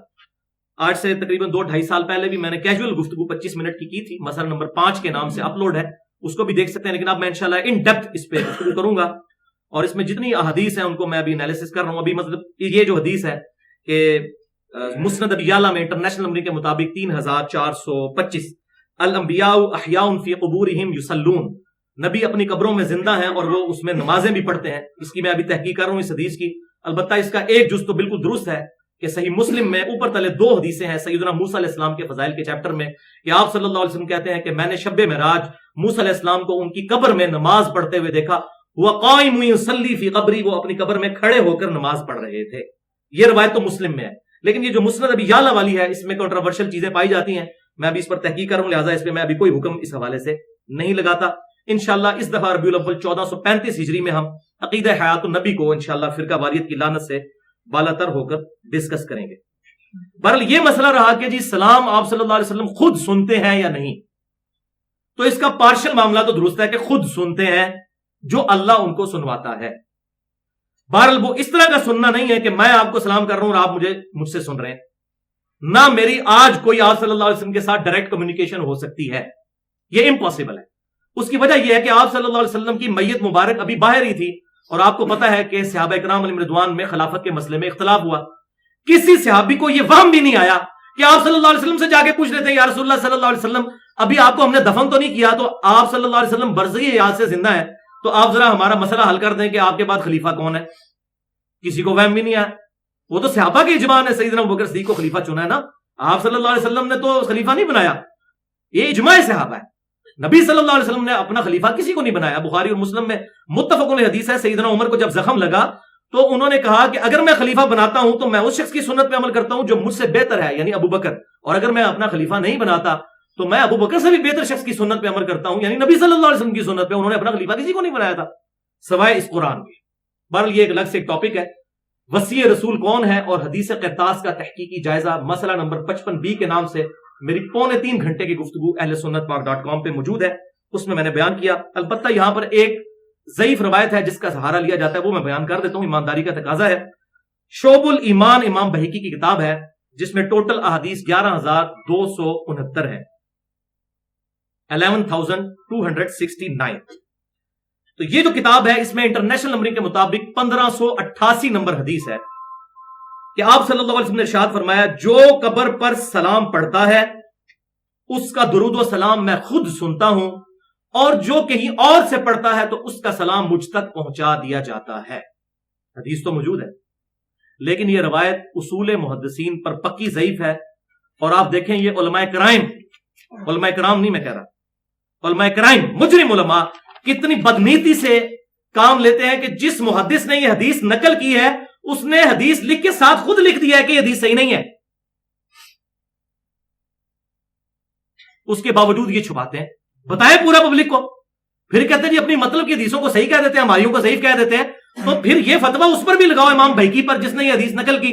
امام بہقی رحمۃ اللہ علیہ نے پوری یہ کتاب لکھی ہے اور امام بہقی کو بریلوی دیوبندی اہل حدیث سارے مانتے ہیں. ان کی ایک الگ سے پوری کتاب ہے حیات الانبیاء فی القبور، نبیوں کی قبروں میں زندگی. اس میں 21 احادیث لے کر آئے ہیں، وہ کچھ صحیح بھی ہیں کچھ ضعیف بھی ہیں. اس میں 18 نمبر پر یہ حدیث یہاں پر بھی وہ لے کے آئے اسی سند کے ساتھ جس سند سے شعب الایمان میں ہے. اور یہ روایت لکھنے کے بعد وہ لکھتے ہیں امام بہقی کہ اس میں ایک راوی ہے ابو عبد الرحمن محمد بن مروان السدی. وہ کہتے ہیں فیہ نظر، یہ بندہ محدثین کی نظر میں مشکوک آدمی ہے. بس اتنا لکھ کے انہوں نے چھوڑ دیا. لیکن باقی ساری اسماء اور رجال کی کتابیں اٹھائیں تمام محدثین کہتے ہیں کہ یہ کذاب اور جھوٹا شخص تھا، حدیثیں گھڑا کرتا تھا. محدثین کا اجماع ہے اس کے بارے میں، کسی ایک محدث سے بھی اس کی توثیق ثابت نہیں ہے. سب کہتے ہیں کہ فراڈیا جھوٹا حدیثیں گھڑنے والا. یہ حدیث لہذا ضعیف بھی نہیں ہے، اس کو ضعیف کہنا بھی ظلم ہے. یہ حدیث من گھڑت ہے، گھڑی ہوئی جھوٹی حدیث ہے یہ. اور خود امام بہقی نے یہ جنہوں نے نقل کی انہوں نے بھی ساتھ کی بات لکھی. ایک تو یہ سکم ہو گیا، اور دوسرا سکم وہی ہے جو یہاں پر الحمدللہ ہم نے بچے کو رٹا دیا ہے. اس میں آمش مدلس ہے اور ان سے روایت کر رہا ہے اور سما کی تصریح کوئی نہیں موجود، اور مدلس کی ان والی روایت سما کی تصریح کے بغیر ضعیف ہوتی ہے. امام مسلم نے اپنے مقدمے میں یہ محدثین کا اجماع اس پہ پیٹ رول لکھ دیا کہ مدلس کی ان والی روایت سما کی تصریح کے بغیر ضعیف ہوتی ہے جب تک وہ یہ بتا نہ دے کہ میں نے یہ حدیث کس سے سنی ہے. وہ صرف یہی کہتا ہے ان فلاں، مثلا میں کہتا ہوں ان ابی ہریرہ کہ حضرت ابو ہریرہ سے روایت ہے، اب مجھ پر واجب ہے کہ میں آپ کو حوالہ دوں، کیونکہ حضرت ابو ہریرہ تو 59 ہجری میں فوت ہوئے، یہ تقریباً 1400 سال کا وقفہ کون پورا کرے گا؟ تو میں کہوں گا بھائی صحیح بخاری میں ہے، اور بخاری تواتر کے ساتھ نقل ہوئی ہے، بخاری میں اس کی پوری سند حضرت ابو ہریرہ تک موجود ہے۔ امام بخاری کہیں گے کہ میں نے سنا فلاں سے، اس نے فلاں سے، اس طرح سند پہنچے گی۔ تو یہ ان سے جب روایت کرتا ہے مدلس تو اس پر لازم ہے وہ یہ بتائے مجھ سے حدیث بیان کس نے کی ہے، ورنہ وہ منقطع یہ روایت ایک قسم کی تصور ہو جائے گی۔ اور یہی سیم سکم آمش کی تدریس والا اس روایت میں بھی ہے جو اکثر لوگ پیش کرتے ہیں، خصوصاً ہمارے بریلوی اور دیوبندی علماء۔ المصنف ابن ابی شیبہ میں انٹرنیشنل نمبر کے مطابق 32,002 نمبر حدیث سیدنا عمر کے فضائل کے چیپٹر میں کہ سیدنا عمر کے مبارک دور میں ایک عرابی شخص قبر رسول پر حاضر ہوا اور اس نے کہا یا رسول اللہ صلی اللہ علیہ وسلم، امت قحط سے ہلاک ہو رہی ہے، آپ امت کے لیے دعا کیجئے کہ امت پر اللہ تعالیٰ بارش نازل فرمائے۔ تو بعض روایتوں میں آتا ہے قبر سے آواز آئی، بعض روایتوں میں یہ آتا ہے کہ وہ سو گیا، وہیں پر اس کی آنکھ لگ گئی، تو نبی صلی اللہ علیہ وسلم کی قبر خواب میں زیارت ہوئی اور انہوں نے کہا عمر کو میرا سلام کہنا اور اس سے کہنا کہ سختی نہ کرے پبلک پر، اور ان قریب اللہ تعالیٰ تمہیں بارش سے سراب کرے گا۔ تو وہ کہتے ہیں یہ روایت دیکھ لیں موجود ہے، تو قبر پہ جا کے آپ صلی اللہ علیہ وسلم سے گفتگو کی جا سکتی ہے۔ اس روایت میں بھی آمش مدلس ہے اور ان سے روایت کر رہے ہیں اور سما کی تصریح کوئی نہیں موجود، لہٰذا یہ بھی اصول محدثین پر پکی ضعیف روایت ہے۔ نبی صلی اللہ علیہ وسلم کی خواب میں زیارت بالکل برحق ہے، قیامت تک ہو سکتی ہے، بالکل۔ اس میں نے دونوں ایکسٹریمز کا رد کیا ہے۔ یہ بعض اہل حدیث علماء نے یہ خود ساختہ عقیدہ دے دیا جی صحابہ کے بعد کو حضور کو دیکھ نہیں سکتا، بالکل جھوٹ ہے۔ میں نے صحیح مسلم سے ابو داؤد سے ثابت کیا کہ حضور کی وفات کے 300 سال بعد بھی تابعین تبع تابعین نبی صلی اللہ علیہ وسلم کو خواب میں دیکھا ہے، اور امام مسلم نے اس کو ایز اے حجت نقل کیا ہے، اس میں نے 5 مثالیں دی ہیں۔ تو دوسری ایکسٹریم پہ جو بریلوی دیوبندی ہیں وہ اپنے سارے بزرگوں کے خوابوں کو بیان کرتے ہیں، یہ بھی ایکسٹریم ہے۔ اس میں نے پونے 2 گھنٹے کی گفتگو کی ہے، مسئلہ نمبر 6B کے نام سے کشف الہام اور خوابوں سے متعلق فرقہ وارانہ نظریات کا تحقیقی جائزہ۔ اس میں پرٹیکولر آخری 40 منٹ خواب میں دیدار مصطفیٰ صلی اللہ علیہ وسلم کے حوالے سے صحیح عقیدہ کیا ہے وہ میں نے بیان کیا ہے، تو وہ مسئلہ نہیں ہے۔ اسی طریقے سے ایک اور روایت موجود ہے اسی سے ملتی جلتی، شعب الایمان کے اندر 4178 نمبر روایت ہے کہ ایک عرابی نبی صلی اللہ علیہ وسلم کی قبر مبارک پہ آیا، اور حافظ ابن کثیر بھی یہ روایت نقل کر کے تو امت کو فتنے میں ڈال گئے ہیں، اللہ ان کو معاف کرے۔ انہوں نے نہ اس کو صحیح کہا نہ ضعیف کہا، وہ مصیبت ڈال دی پچھلوں کے لیے، اور پچھلے ان کے مقلد ہوئے پڑے۔ تو ہم تو ڈنکے کی چوٹ پہ بھی حافظ ابن کثیر کو کہتے ہیں کہ انہوں نے یہ جو معاملہ کیا یہ امت کے اوپر ظلم کیا، یہ روایت لکھ کے اس کا رد نہیں کیا، اور سند بھی کوئی نہیں لکھی۔ بال میں اس کی سند بتا رہا ہوں، شعب الایمان میں 4178 نمبر ہے۔ مالک الدار والی روایت ہے، مالک الدار والی تو وہ روایت تھی، یہ ایک اور عرابی والی روایت ہے۔ اس کے اندر آتا ہے کہ ایک شخص قبر رسول پر حاضر ہوا، کہا یا رسول اللہ صلی اللہ علیہ وسلم، قرآن میں یہ آیت ہے وَلَوْ أَنَّهُمْ إِذْ ظَلَمُوا أَنفُسَهُمْ جَاءُوكَ، سورۃ النساء آیت نمبر 64۔ اسی کی تفسیر میں ابن کثیر نے یہ روایت نقل کر دی ہے۔ تو قرآن میں حکم ہے جب اپنی جانوں پر ظلم کر لو نبی صلی اللہ علیہ وسلم کے پاس آ جاؤ، وہ تو پورا کنٹیکسٹ ہی ڈیفرنٹ تھا۔ وہ یہودیوں نے عہد شکنی کی تھی، تو اللہ تعالیٰ نے یہودیوں کو اور منافقین کو کہا کہ تم نے عہد شکنی کی ہے، پہلے رسول اللہ سے جا کے معافی مانگو، وہ تمہارے لیے دعا کریں گے، پھر میں معاف کروں گا۔ انہوں نے پکڑ کے قبر کے اوپر لگا دی ظالموں نے، قرآن کا بھی انہوں نے شرم و حیا نہیں کی، اور اس روایت کی بنیاد پہ وہ کہتے ہیں جی اس نے پھر کہا تو قبر سے آواز آئی تجھے بخش دیا گیا۔ اس روایت کے اندر محمد بن روح بن یزید تمام محدثین کے نزدیک ضعیف، پکا ضعیف راوی ہے۔ ویسے اس کے نام میں یزید آ گیا، آگے آپ خود سمجھیں، جب یزید آ گیا تو پھر پیچھے کیا رہ جائے گا؟ اللہ ماشاءاللہ، یزید ایک صحابی بھی ہیں، حضرت امیر معاویہ کے جو بھائی تھے، یزید بن ابی سفیان، لیکن میں جس یزید کا ذکر وہ یزید بن معاویہ کا کہہ رہا ہوں۔ تو محمد بن روح بن یزید یہ جمہور محدثین کے نزدیک بالکل ریجیکٹڈ راوی ہے، لہٰذا یہ روایت بھی بالکل ضعیف۔ اور اس کے برعکس بخاری میں کیا حدیث ہے آپ دیکھیں، ادھر تو ہے کہ جی بارش مانگنے کے لیے قبر رسول پر گئے، اور بخاری کیا کہہ رہی ہے، 1010 نمبر حدیث ہے بارش کے چیپٹر میں کتاب الاستسقاء میں کہ جب بارش نہ ہو رہی ہو تو کیا کرنا چاہیے۔ امیر المومنین سیدنا عمر ابن خطاب رضی اللہ تعالیٰ عنہ کا عمل موجود ہے صحیح بخاری میں 1010 نمبر حدیث کہ ان کے زمانے میں جب قحط پڑ جاتا تو عباس ابن عبد المطلب نبی صلی اللہ علیہ وسلم کے جو چچا تھے ان کو لے کر آتے اور کہتے اللہ کے حضور دعا کرتے ہوئے، اے اللہ جب تک تیرے نبی ہم میں موجود تھے ہم ان کو تیری بارگاہ میں لے کر آتے تھے اور وہ ہمارے لیے دعا کرتے تھے، ہم ان کے ذریعے تیری طرف وسیلہ اختیار کرتے تھے، تبسل۔ اب آپ صلی اللہ علیہ وسلم کی وفات کے بعد ہم آپ کے چچا کو لے کر آئے ہیں تو وہ دعا کرتے، اللہ تعالیٰ بارش نازل فرما دیتا۔ تو صحیح وسیلہ شخصی ہے کسی نیک آدمی جو دنیا میں موجود ہے اس سے دعا کروانا۔ اب سیدنا عمر کے لیے بڑا آسان تھا، وہ قبر پہ جا کے کہتے یا رسول اللہ آپ نے پہلے بھی دعا کی، بارش ہوتی تھی، آپ دوبارہ دعا کر دیں۔ ان کو پتا تھا کہ آپ صلی اللہ علیہ وسلم قبر میں زندہ ہے، لیکن دنیاوی زندگی کے ساتھ نہیں، ہماری کمیونیکیشن ڈائریکٹ نہیں ہو سکتی، خود نہیں ہم کمیونیکیٹ ان سے کر سکتے۔ یہ عقیدہ انہوں نے امت کو سمجھا دیا۔ اور مزے کی بات جو اس میں نے ایکسپلور کی ہے کہ بخاری اور مسلم کی وہ احادیث جن کے اندر یہ آتا ہے کہ نبی صلی اللہ علیہ وسلم کی مبارک انگلیوں سے پانی کے چشمے جاری ہوئے جب صحابہ کرام پر پیاس کا عالم ہوا تو ایک ایک پیالے سے 1500 صحابہ نے پانی پیا، جانوروں کو پلایا اور سٹور کر لیا. آپ کا معجزہ ظاہر ہوا. ان احادیث میں سے ایک حدیث کے راوی سیدنا عمر بھی ہیں. سیدنا عمر نے خود کہا یا رسول اللہ صلی اللہ علیہ وسلم آپ یہ پانی کا ایک پیالہ ہے ہمارے پاس، آپ اس میں ہاتھ ڈال کے برکت کی دعا فرمائے نا، ہمیں اللہ تعالیٰ سراب کر دے تو اس میں سے چشمے پھوٹ پڑے. اب سیدنا عمر کو تو یہ بات پتا تھی تو وہ بھی قبر رسول پر چلے جاتے ہو، کہتے ہیں یا رسول اللہ صلی اللہ علیہ وسلم یہ میں پیالہ لے کر آیا ہوں، تو آپ اپنا ہاتھ مبارک باہر نکالیں، اس میں رکھتے ہیں. جس میں شیخ زکریا صاحب کہتے ہیں 500 سال بعد آپ نے قبر مبارک سے ہاتھ باہر نکال لیا. وہ میں اینڈ پہ واقعہ سنا دوں گا آپ کو. اتنی بڑی گستاخی، یہ صحابہ کرام کو کبھی وہم بھی نہیں ہوا تھا کہ یہ کام بھی کرنا ہے کہ آپ صلی اللہ علیہ وسلم سے جا کے اس طرح کمیونیکیٹ کرنا ہے. وَلِعَوْذُ بِاللَّهِ تَعَالَى.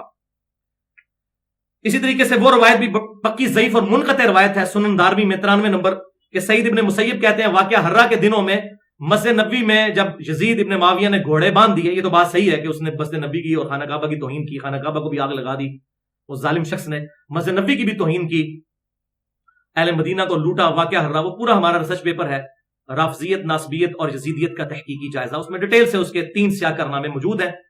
خانہ کعبہ کو آگ لگانا، مسجد نبوی شریف اور مدینہ شریف کی توہین کرنا، اور تیسرا قتل حسین میں انڈائریکٹلی انوالو ہونا. یہ تینوں اس کے کارنامے. بہرحال وہ کہتے ہیں واقعہ حرہ کے دنوں میں قبر رسول صلی اللہ علیہ وسلم سے میں آواز سنا کرتا تھا اذان کی، تو مجھے نماز کی ٹائمنگ کا پتہ چل جاتا تھا. میں 3 دن مسجد میں ہی رہا.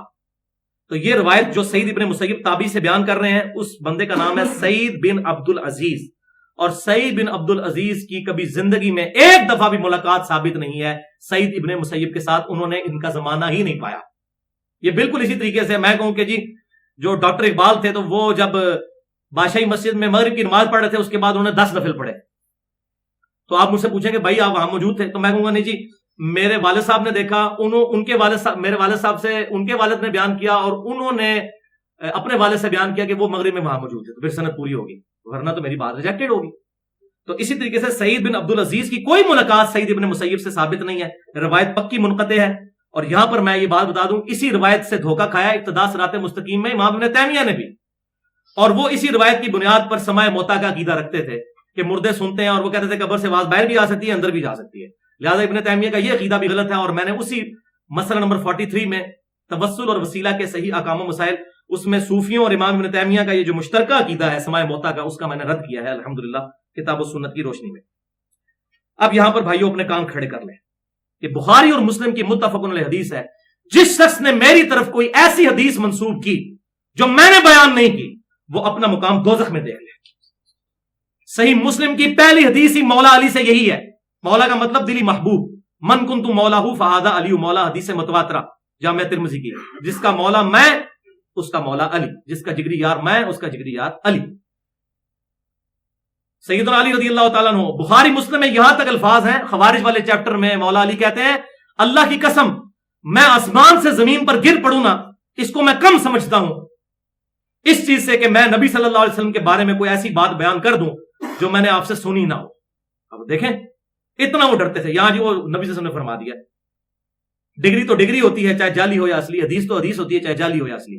بھائیو اگر یہ معاملہ ہوتا تو حضور کو یہ کہنے کی ضرورت کیوں پڑی صلی اللہ علیہ وسلم کہ میری طرف کوئی جھوٹی بات روایت نہ کرنا ورنہ اپنا مقام دوزخ میں دیکھ لو. آپ نے کہیں نہیں کہا کہ دیکھنا کوئی قرآن کی جھوٹی آیت نہ بیان کرنا ورنہ اپنا مقام دوزخ میں دیکھ لو.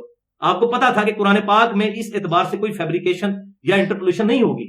انا نحن نزلنا الذکر وانا له لحافظون. قرآن باللفظ محفوظ ہے لیکن احادیث جو ہے بالمفہوم محفوظ ہے. صحیح اور ضعیف کا بہرحال چکر ہے، وہ الگ سے محدثین نے الحمدللہ محنت کی ہے.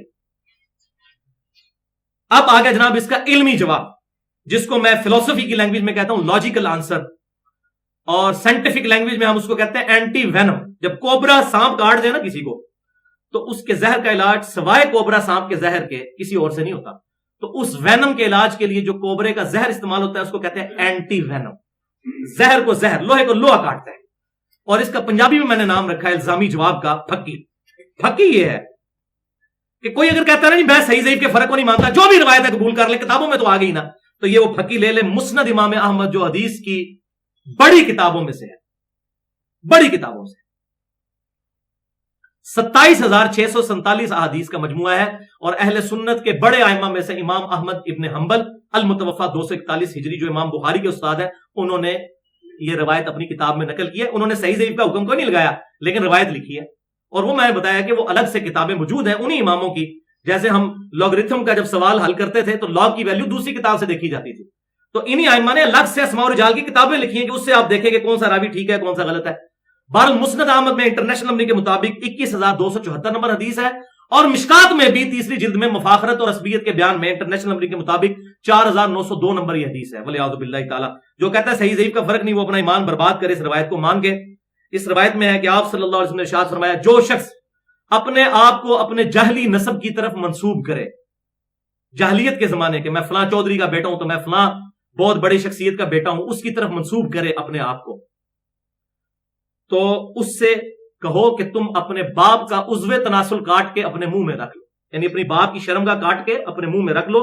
اور یہ اس کو بات کنائے سے نہ کہو, ڈائریکٹ کہو کہ تو اپنے باپ کے نسب پہ فخر کرتا ہے تو اپنے باپ کی شرم کا کاٹ کے اپنے منہ میں رکھ لے. اب مجھے بتائیے ولیعوذ باللہ تعالی, کیا آپ صلی اللہ علیہ وسلم ایسی لینگویج استعمال کر سکتے ہیں؟ سورۃ القلم کی آیت ہے, بسم اللہ الرحمن الرحیم, وَإِنَّكَ لَعَلَىٰ خُلُقٍ عَظِيمٍ, اور بے شک اے محبوب صلی اللہ علیہ وسلم آپ اخلاق کے بلند ترین مرتبے پر فائز ہیں. اور بخاری اور مسلم کی متفق علیہ حدیث ہے کہ آپ صلی اللہ علیہ وسلم میں کماری لڑکیوں سے زیادہ شرم و حیا تھی. تو کیسے ہو سکتا ہے آپ یہ بات کریں؟ ہاں ہم سیف اینڈ پہ ہیں کہ یہ روایت تو ہے لیکن اصول محدثین پر ضعیف ہے. اس میں حسن بصری مدلس ہے اور ان سے روایت کر رہے ہیں, اور سما کی تصریح کوئی نہیں موجود. وہاں تو آمش مدلس تھے نا, عام سے بھی 1,00,000 گنا بڑے امام حسن بصری 70 صحابہ سے کی صحبت کرنے والے 110 ہجری میں فوت ہوئے, اور یہ ان چند تابعین میں سے ہیں جن سے حدیثیں صحابہ نے روایت کی ہیں کہ انہوں نے کسی جیت صحابی سے حدیث سنی تو کسی اور جونیئر صحابی نے ان سے حدیث بیان کی کہ میں نے حسن بصری سے سنا, وہ کہتے ہیں کہ میں نے سنا سعد ابن ابی وقاص سے.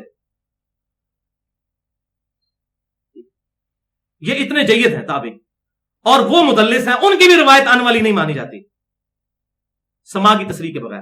بل اس ٹیکنیکل ٹرم کو سمجھنے کے لیے اور 5 وہ گستاخانہ روایتیں میں نے بیان کی ہیں. مسئلہ نمبر 36 میں ضعیف الاسناد اور من گھڑت احادیث کے فتنے کا تحقیقی جائزہ 1 گھنٹے اور 25 منٹ کی وہ ایٹم بم گفتگو ہے, اس میں اس طرح کی اور کئی مثالیں میں نے الحمدللہ اس حوالے سے بیان کی ہیں. اب یہ 5 حدیثیں ہوگی, اب اگلی انشاءاللہ جلدی کنکلوڈ کر لیتے ہیں. 6ٹھی صحیح حدیث قبر رسول سے متعلق سنن نسائی میں انٹرنیشنل نمبر کے مطابق 1283 نمبر حدیث ہے, اور المستدرک للحاکم میں بھی موجود ہے, اور امام ذہبی نے بھی موافقت کی ہے کہ آپ صلی اللہ علیہ وسلم نے ارشاد فرمایا, بے شک اللہ تعالیٰ کے کچھ فرشتے زمین میں سیاحت کرتے ہیں, پھرتے ٹرتے رہتے ہیں, اور میرے امتیوں کا سلام مجھ تک پہنچاتے ہیں. یہاں مضارع کا صیغہ استعمال ہوا ہے کہ جب آپ صلی اللہ علیہ وسلم دنیا میں موجود تھے اس وقت بھی اور مستقبل کے لیے بھی کہ سیاحت کریں گے اور میرے امتیوں کا سلام مجھ تک پہنچائیں گے. لیکن ہم فرشتوں کو پکار نہیں سکتے, جیسے یہ جنید جمشید صاحب نے جو نعت پڑھی, فرشتوں یہ پیغام دے دو کہ خادم تمہارا سعیدار ہے, یہ دیوبند کے کسی مفتی سعید صاحب نے یہ نعت لکھی. اب وہ مفتی صاحب کو تو نہیں ہم سمجھا سکتے, بات جنید جمشید صاحب تک تو بات پہنچانے کی کوشش کی ہے کہ بھائی فرشتے کو بھی پکارنا, غائب میں کسی ایسی ہستی کو پکارنا ہے جو آپ کی ڈومین سے باہر ہے. اور قرآن کہتا ہے ایاک نعبد و ایاک نستعین, دعا صرف اللہ ہی سے, ہم صرف تیری عبادت کرتے ہیں, اور غائب میں مدد کے لیے یعنی دعا کے لیے صرف تجھی کو پکارتے ہیں. اس پہ میں نے پورا لیکچر دیا ہے تقریباً 1.25 گھنٹے کا, مسئلہ نمبر 3 کے نام سے, دعا صرف اللہ ہی سے, اور ایک ریسرچ پیپر بھی ہے 8 صفحوں کا, دعا صرف اللہ ہی سے. یہاں پر یہ بات بھی یاد رکھیے, ایک اور حدیث ہے مسند بزار سے اور طبرانی سے پیش کی جاتی ہے, جو شیخ البانی بھی اپنے احادیث صحیحہ میں لے آئے, اور یہ ان کی اجتہادی خطا ہے. 1530 نمبر حدیث سلسلہ احادیث صحیحہ میں لے کر آئے, لیکن یہ روایت پکی ضعیف ہے کہ آپ صلی اللہ علیہ وسلم نے ارشاد فرمایا کہ میری وفات کے بعد قیامت تک اللہ تعالیٰ میری قبر پر ایک فرشتہ کھڑا رکھے گا جو مشرق و مغرب کی تمام آوازیں سننے کی طاقت رکھتا ہے, اور وہ مجھے بتائے گا کہ فلاں بن فلاں نے آپ صلی اللہ علیہ وسلم پر درود پڑھا ہے. ٹھیک ہے, لیکن یہ روایت اصول محدثین پر ضعیف ہے. صحیح حدیث وہی ہے, بخاری اور مسلم میں موجود ہے, یا یہ سنن نسائی والی کہ اللہ تعالیٰ سلام پہنچا دیتا ہے, یا فرشتے کلیکٹ کر کے آپ صلی اللہ علیہ وسلم کے پاس لے جاتے ہیں. کوئی ایسا بھائی فرشتہ نہیں موجود جو مشرق و مغرب کی آوازیں سن کے اس طریقے سے یہ کام کر سکتا ہو. اس کے ایک ترک میں عمران بن حمیری ایک راوی مجہول ہے, ان نون لاپتہ انسان ہے, پتہ ہی کوئی نہیں کہ وہ کون ہے شخص, اس نے یہ روایت بیان کی ہے. تو جب تک پتہ ہی نہیں ہوگا تو آپ کیسے بیان کریں گے؟ صحیح مسلم کے مقدمے میں ہے ابن مسعود رضی اللہ تعالیٰ عنہ کا قول, جو میں نے مسئلہ نمبر 36 میں بتایا کہ بعض اوقات شیطان انسانی شکل میں اتر کے حدیث بیان کر کے چلا جاتا ہے اور تمہیں پتہ ہی نہیں ہوتا وہ بندہ کون ہے, اور بعد میں لوگ کہتے ہیں یہ حدیث ہے, حالانکہ وہ بیان کرنے والا شیطان ہوتا ہے. دوسرے ترک میں بکر بن خداش, وہ بھی مجہول ہے, ان نون راوی ہے, لہٰذا یہ بھی اصول محدثین پر روایت ضعیف ہے.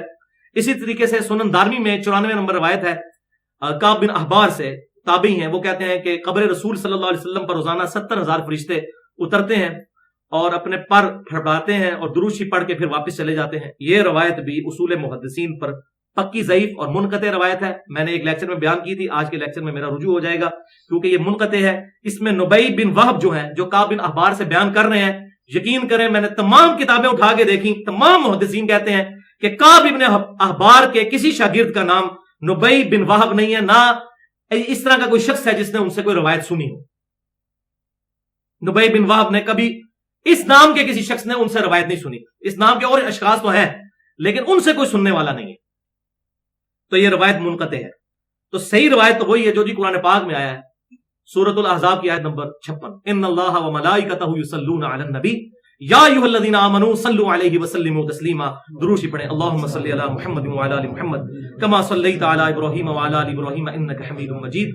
اللہم بارک علی محمد وعلی آل محمد کما بارکت علی ابراہیم وعلی آل ابراہیم انک حمید مجید. 7ویں صحیح حدیث مسند امام احمد میں صحیح سند کے ساتھ 7352 نمبر. اب ذرا تھوڑی کڑوی باتیں شروع ہونے لگی ہیں، لہذا تحمل اور تسلی کے ساتھ آپ سنو گے. پہلے اتنی کڑوی، اب ذرا زیادہ کڑوی. کہ آپ صلی اللہ علیہ وسلم نے یہ دعا کی، اللہم لا تجعل قبری وثنا یعبد، اے اللہ میری قبر کو ایسا بت نہ بننے دینا کہ لوگ اسے پوجنا شروع کر دیں. یہ آپ صلی اللہ علیہ وسلم کی دعا. اور اسی کانٹیکس میں 8ویں حدیث صحیح حدیث سنن نبی داؤد میں 2042 نمبر حدیث، جس سے آپ کو مزاج رسول صلی اللہ علیہ وسلم کا پتہ چل جائے گا کہ آپ صلی اللہ علیہ وسلم کا مزاج کیا تھا، جو میں نے پچھلی دفعہ بھی ڈیٹیل سے یہ بتائی تھی بات، کہ آپ صلی اللہ علیہ وسلم نے فرمایا کہ میری قبر پر میلہ مت لگا لینا، مجھ پر درود پڑھو. تم دنیا کے کسی بھی حصے سے درود پڑھو گے تمہارا درود مجھ تک پہنچ جائے گا، اللہ تعالیٰ خود پہنچا دے گا، لیکن میری قبر پر میلہ مت لگانا. یہ ہے مزاج آپ صلی اللہ علیہ وسلم کا. اس میں نے ڈیٹیل سے پچھلی دفعہ گفتگو کی تھی کہ یہ حدیث بالکل واضح ثبوت ہے کہ قبر رسول پر بس سلام عرض کریں اور آگے نکل جائیں. یہ جو لوگ لا علمی کی بنیاد پہ یا کسی بھی وجہ سے گھنٹوں وہاں کھڑے ہوئے رہتے ہیں اور باقی لوگوں کو قبر شریف پہ حاضری کا اور سلام عرض کرنے کا موقع نہیں دیتے اور وہاں پر لوگ منع کر رہے ہوتے ہیں، ان کو کہتے ہیں گستاخ ہے، یہ ظلم ہے. سلام عرض کریں اور باہر جا کے بیٹھ کے جتنا مرضی درود شریف پڑھیں، کہاں سے پڑھیں، اللہ تعالیٰ پہنچا رہا ہے ہمارا درود شریف. سلام عرض کریں اور تمام لوگوں کو موقع دیں وہاں پر حاضری دے کے اور باہر نکل جائیں اور پھر جا کر جتنا مرضی درود شریف پڑھیں، وہاں پر میلہ نہ لگائیں. اور اسی کانٹیکس میں نے پچھلی دفعہ بھی بتایا تھا، یہاں بھی ریپیٹ کر دوں کہ یہ جو بات مشہور ہے، امام السبکی بھی امام ابن عدی کی کتاب الکامل سے یہ روایت انہوں نے نقل کر کے یہ بات کہہ دی. روایت کیا ہے کہ جس شخص نے حج اور عمرہ کیا اور پھر میری قبر کی زیارت کو نہ آیا، اس نے میرے ساتھ بے وفائی کی. تو میں نے کہا تھا کہ یہ کیسے ہو سکتا ہے آپ یہ بات کریں کہ بے وفائی کی، جو وہاں نہیں آیا. یہاں تو آپ فرما رہے ہیں قبر پر میلہ مت لگانا، سلام عرض کر کے فوراً وہاں سے چلے جانا ہے اور جا کے پھر آپ مسجد نبی میں بیٹھیں، درود شریف جتنا مرضی پڑھیں. تو آپ صلی اللہ علیہ وسلم کبھی بھی اس قسم کی بات کر نہیں سکتے، اور اصول محدثین پر یہ پکی ضعیف روایت ہے. اور اسی کتاب میں جس امام نے حدیث نقل کی ہے، امام ابن عدی نے، ان کی کتاب جو ہے الکامل فی ضعفاء، اس کی جلد 4 صفحہ 74 پہ انہوں نے خود لکھ دیا کہ اس روایت میں ایک راوی ہے محمد بن نعمان، وہ کہتے ہیں یہ حدیث کا چور ہے. اب دیکھ لیں، اب یہ ظالم الکامل سے روایت تو بتاتے ہیں کہ امام ابن عدی ٹھیک ہے بہت بڑے امام ہے، کوئی شک نہیں حدیث کے امام ہے، وہ خود کہہ رہے ہیں کہ یہ حدیث کا چور ہے جو روایت بیان کر رہا ہے. پھر امام ابن حبان کہتے ہیں یہ کذاب ہے، جھوٹا. امام ذہبی کہتے ہیں کہ یہ روایت گھڑی ہوئی ہے. امام ابن حجر اسقلانی کہتے ہیں کہ یہ راوی متروک ہے جس سے حدیثیں لینا محدثین نے چھوڑ دی تھی. اب یہ اس کا سٹیٹس ہے. اسی طریقے سے سنن دارقطنی میں اور شعب الایمان میں ایک اور روایت ہے، جو شخص میری قبر کی زیارت کو آیا اس کے لیے میری سفارش واجب ہو گئی. اس کا مطلب ہے کسی نے شفاعت حاصل کرنی ہے تو اس کو لاکھوں روپیہ لگانا پڑے گا. یہ تو آپ صلی اللہ علیہ وسلم کے مزاج حریص علیکم بالمؤمنین رؤوف رحیم کے ہی خلاف ہے. میں آپ کو بتاتا ہوں شفاعت حاصل کرنے کا نسخہ جو آپ صلی اللہ علیہ وسلم نے خود بتایا. یہ جو روایت میں نے بیان کی جو قبر پہ آیا وہ سفارش واجب ہو گئی، اس میں موسیٰ بن حلال عبدی ایک مجہول ان نون لاپتہ انسان ہے. محدثین کہتے ہیں ہمیں پتہ ہی نہیں انسان کون ہے جو روایت بیان کر رہا ہے. اور امام بہیقی جو ہے وہ کہتے ہیں مجھے پتہ ہے لیکن یہ بندہ جو ہے یہ منکر الحدیث ہے، اس کی حدیثیں ایکسیپٹیبل. یہ سب سے بڑی جرح ہوتی کسی پر کہ اس کی حدیثوں کا انکار ہے، اور امام بہیقی نے یہ نقل کی ہوئی ہے شعب الایمان میں. اب یہ جو ڈاکٹر طاہر القادری صاحب کہہ دیتے ہیں اور باقی جی اپنے کو یہ ضعیف کہہ دیتے ہیں، تو امام بہیقی نے خود ہی کہہ دیا یہ منکر راوی ہے جس نے یہ روایت نقل کی تھی. تو جس نے سودا لگایا ہوا ہے اس کو پتہ ہے نا اپنے سودے کا. اب یہ بات کہتے ہیں جی پھر اگر تھی تو لکھی کیوں کتابوں میں؟ تو بھائیوں قرآن پاک میں شیطان کا لفظ کیوں آیا اتنی دفعہ؟ اتنی دفعہ تو نبی صلی اللہ علیہ وسلم کا نام مبارک نہیں آیا جتنی دفعہ شیطان کا آیا ہے. تو کیا وہ احترام کے لیے آیا؟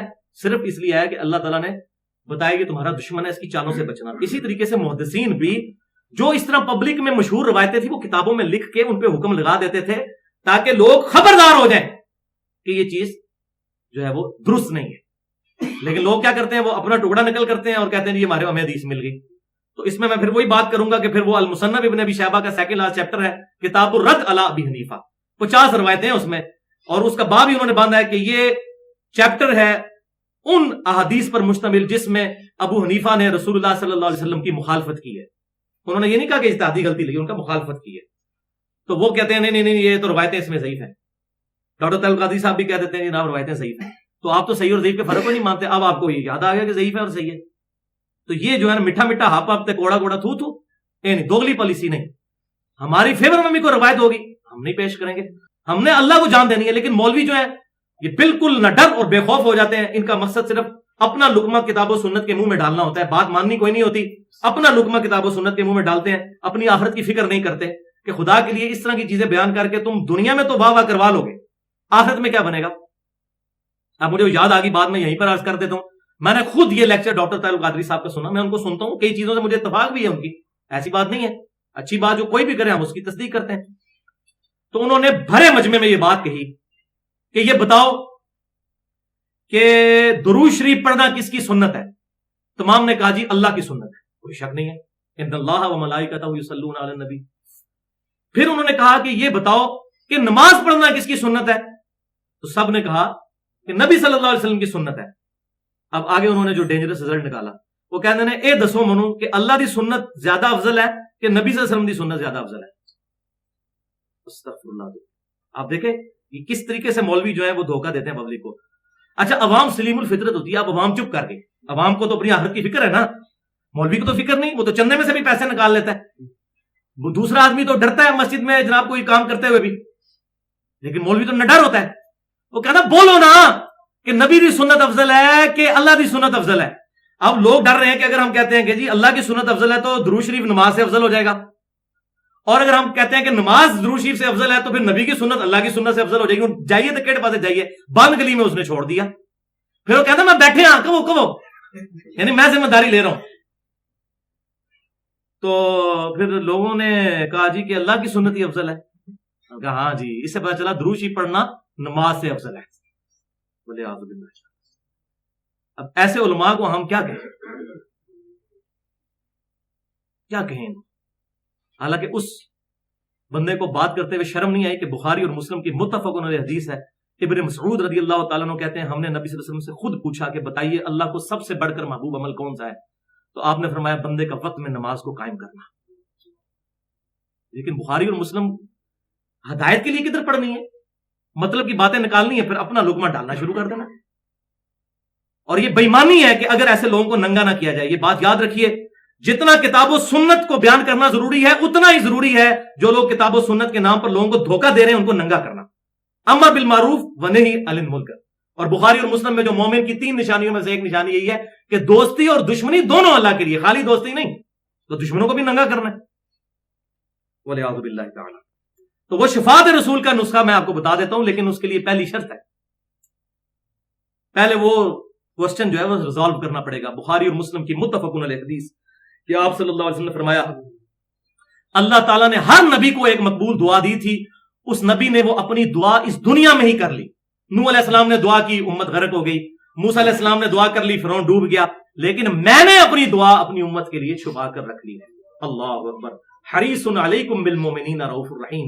اور میری اس دعا سے قیامت والے دن، یہ دعا میں قیامت والے دن کروں گا، اپنے امتیوں کی شفاعت کروں گا، اور میری اس دعا سے میرے ہر امتی کو نفع پہنچے گا سوائے اس شخص کے جس نے دنیا میں اللہ تعالیٰ کے ساتھ کسی قسم کا شرک کیا ہوا. مشرک کی شفاعت نہیں ہونی، موحد کی ہونی ہے. شرک is the most sensitive issue in the sight of Allah. اللہ کے حضور سب سے زیادہ حساس معاملہ شرک. مشرک کی کوئی شفاعت نہیں ہے. ہاں موحد ہے، انشاءاللہ نبی صلی اللہ علیہ وسلم کی شفاعت نصیب ہوگی، بلکہ ہم تو اسی امید پہ ہیں. سنن ابن ماجہ میں صحیح حدیث ہے کہ میری شفاعت میری امت کے گناہ کبیرہ کرنے والے لوگوں کے حق میں بھی اللہ تعالیٰ قبول کرے گا، گناہ کبیرہ، لیکن شرک اس کے لیے کوئی معافی نہیں۔ اب وہ نسخہ سن لیں، بخاری اور مسلم کی متفق علیہ حدیث ہے، شفاعت رسول یہاں بیٹھ کے بغیر 1,00,000 روپیہ لگائے ہوئے یہاں بیٹھ کے روزانہ، بخاری اور مسلم کی متفق علیہ حدیث ہے، صحیح مسلم میں ڈیٹیل کے ساتھ انٹرنیشنل نمبرنگ میں 849 نمبر حدیث کتاب الاذان چیپٹر میں کہ آپ صلی اللہ علیہ وسلم نے فرمایا جب تم اذان سنو تو اذان کا جواب دو، اور جواب بھی بتایا کہ ساتھ ساتھ مؤذن کے کہو اللہ اکبر اللہ اکبر، اور اس طریقے سے حی علی الصلاح حی علی الفلاح پہ کہنا لا حول ولا قوت الا باللہ، حی علی الصلاح حی علی الفلاح بھی کہہ سکتے ہیں لیکن ساتھ یہ بھی کہیں لا حول ولا قوت الا باللہ۔ پہلی چیز یہ بتائی کہ یہ کرو، پھر فرمایا مجھ پر درود پڑھو، مسلم کے الفاظ۔ دوسری چیز مجھ پر درود پڑھو، کیونکہ جب تم مجھ پر ایک دفعہ درود پڑھو گے اللہ تم پر 10 رحمتیں نازل فرمائے گا، یہ اسی حدیث میں ہے 849 صحیح مسلم۔ اور تیسری چیز ارشاد فرمائی کہ پھر اللہ کے حضور میرے لیے الوسیلہ مقام کی دعا کرو۔ الوسیلہ جنت میں ایک ایسا مقام ہے جو اس کائنات میں ایک ہی شخص کو ملے گا، اور میں اللہ سے امید کرتا ہوں کہ وہ شخص میں ہی ہوں۔ یہ آپ صلی اللہ علیہ وسلم نے عارضی کے طور پر ارشاد فرمایا، ورنہ تو ڈیفینیٹ ہے۔ تو میں امید کرتا ہوں وہ شخص میں ہی ہوں، اللہ کے حضور میرے لیے اس مقام کی الوسیلہ کی دعا کرو، تو جو یہ تینوں کام کر لے گا قیامت والے دن میری شفاعت اس کے لیے حلال ہو جائے گی۔ الحمدللہ۔ کیا کرنا ہے؟ اذان کا جواب نمبر 1، نمبر 2 درود شریف، اور نمبر 3 الوسیلہ والی دعا۔ اور یہ ساری میں نے ڈیٹیل مسئلہ نمبر 43 میں وسیلہ اور توسل کے صحیح احکام و مسائل اس میں بتائی ہے۔ اللہم رب هذه الدعوة التامة والصلاة القائمة آت محمدا الوسیلة والفضیلہ وابعثه مقاما محمودا الذی وعدتہ۔ یہاں تک تو ہے بخاری میں، اور سنن الکبریٰ البیہقی میں اگلے الفاظ بھی ہیں انک لا تخلف المیعاد، وہ بھی صحیح سند سے ہیں۔ باقی جو بیچ میں ایڈ کیے ہوئے ہیں یہ کہیں ثابت نہیں ہے صحیح سند کے ساتھ۔ تو یہ دعا ہے، یہ یاد کر لیں، اور یہ الحمدللہ اس سے آپ فیض حاصل کریں۔ نویں حدیث قبر مبارک سے ریلیٹڈ سنن نبی داؤد میں موجود ہے، انٹرنیشنل نمبر کے مطابق 2140 نمبر حدیث۔ یہ مشہور حدیث جس کو میں نے شروع میں بیان کیا تھا مثال کے طور پر کہ اس کی صحیح سند سنن ابن ماجہ میں 1853 ہے، یہ بالکل صحیح ہے 1853 نمبر، اور مسند امام احمد میں بھی ہے، المستدرک للحاکم میں بھی ہے، امام ذہبی نے بھی موافقت کی کہ آپ صلی اللہ علیہ وسلم نے ارشاد فرمایا۔ بلکہ پوری حدیث اس طرح ہے، قیس بن سعد کہتے ہیں کہ میں ہیرا شہر میں، کوفے کے پاس ایک شہر تھا، وہاں گیا، وہاں میں نے دیکھا کہ لوگ اپنے سردار کو سجدہ کرتے ہیں۔ میں جب وہاں سے واپس آیا تو آپ صلی اللہ علیہ وسلم کی خدمت میں حاضر ہوا، تو میں نے آپ صلی اللہ علیہ وسلم کو سجدہ کیا، تو آپ نے فرمایا یہ کیا کر رہے ہو؟ تو انہوں نے عرض کی کہ یا رسول اللہ صلی اللہ علیہ وسلم، کوفے میں لوگ اپنے سردار کو سجدہ کرتے ہیں، تو آپ تو زیادہ حقدار ہیں کہ ہم آپ کو سجدہ کریں۔ تو آپ صلی اللہ علیہ وسلم نے ارشاد فرمایا کہ اگر میں سجدہ اللہ کے علاوہ کسی کے لیے جائز سمجھتا، یعنی سجدہ تعظیمی، سجدہ عبادت تو ظاہر کبھی بھی جائز نہیں رہا، سجدہ تعظیمی بھی اس امت میں حرام ہوا ہے، اگلی امتوں میں تو جائز تھا۔ حضرت آدم علیہ السلام کو فرشتوں نے سجدہ کیا، یوسف علیہ السلام کو ان کے بھائیوں نے، ماں باپ نے سجدہ کیا۔ البتہ اس امت میں اگر میں اس کو جائز سمجھتا تو میں بیویوں سے کہتا کہ وہ اپنے خامدوں کو سجدہ کریں اس حق کے سبب جو اللہ تعالیٰ نے ان کو دیا ہے۔ اچھا، اب مجھے یہ بتائیے کہ وہ صحابی نے کیا حضور صلی اللہ علیہ وسلم کی محبت ہی میں سجدہ نہیں کیا تھا؟ تو آپ بھی فرما دیتے عشق دے چلے نمبر لے گئے، عقل والے مجھے عمرہ گالیاں، یہ کہہ دیتے ہیں نا جی، عشق والے تو وہ نمبر لے گئے، اور عقل والے جو ہیں، یعنی عقل والے سے مراد وہ ہمیں لیتے ہیں جو کتاب و سنت سے کتابی علمی باتیں کرتے ہیں، کہتے ہیں تسی تو عمر ضائع کر دی ہے۔ تو آپ صلی اللہ علیہ وسلم نے نہیں کہا کہ بھئی تم محبت کیسے کر رہے ہو، کرتے رہو، لیکن آپ صلی اللہ علیہ وسلم نے ان کو منع کیا، ایک ٹیچر کی حیثیت سے، ایک استاد کی حیثیت سے ان کو صحیح بات سکھائی اور کہا کہ یہ جائز نہیں ہے۔ اب یہاں پر ایک مشہور روایت پیش کی جاتی ہے المستدرک للحاکم سے، جو مسند امام احمد میں بھی موجود ہے، پکی ضعیف روایت ہے لیکن میں بیان کر دیتا ہوں کیونکہ یہ اکثر ہمارے بریلوی اور دیوبندی بھائی اور اہل تشیع پیش کرتے ہیں کہ مروان قبر رسول پر آیا، مروان بن حکم، تو اس نے دیکھا کہ ایک شخص قبر رسول صلی اللہ علیہ وسلم پر سر رکھ کر جو ہے وہ بیٹھا ہوا ہے، اس نے اپنا چہرہ قبر رسول پر رکھا ہوا ہے۔ تو مروان نے اسے کہا کہ یہ کیا کر رہے ہو تم؟ تو اس نے جب مڑ کے دیکھا تو وہ حضرت ابو ایوب انصاری رضی اللہ تعالیٰ عنہ تھے۔ انہوں نے کہا کہ مروان، میں کسی پتھر یا قبر، عام قبر کے پاس نہیں آیا، میں اللہ کے رسول کے پاس آیا ہوں۔ لیکن اگلی چیز کتنی خطرناک ہے کہ وہ سر رکھ کے بیٹھے ہوئے تھے، اور حدیث میں آپ نے منع کیا ہے سر رکھنے سے۔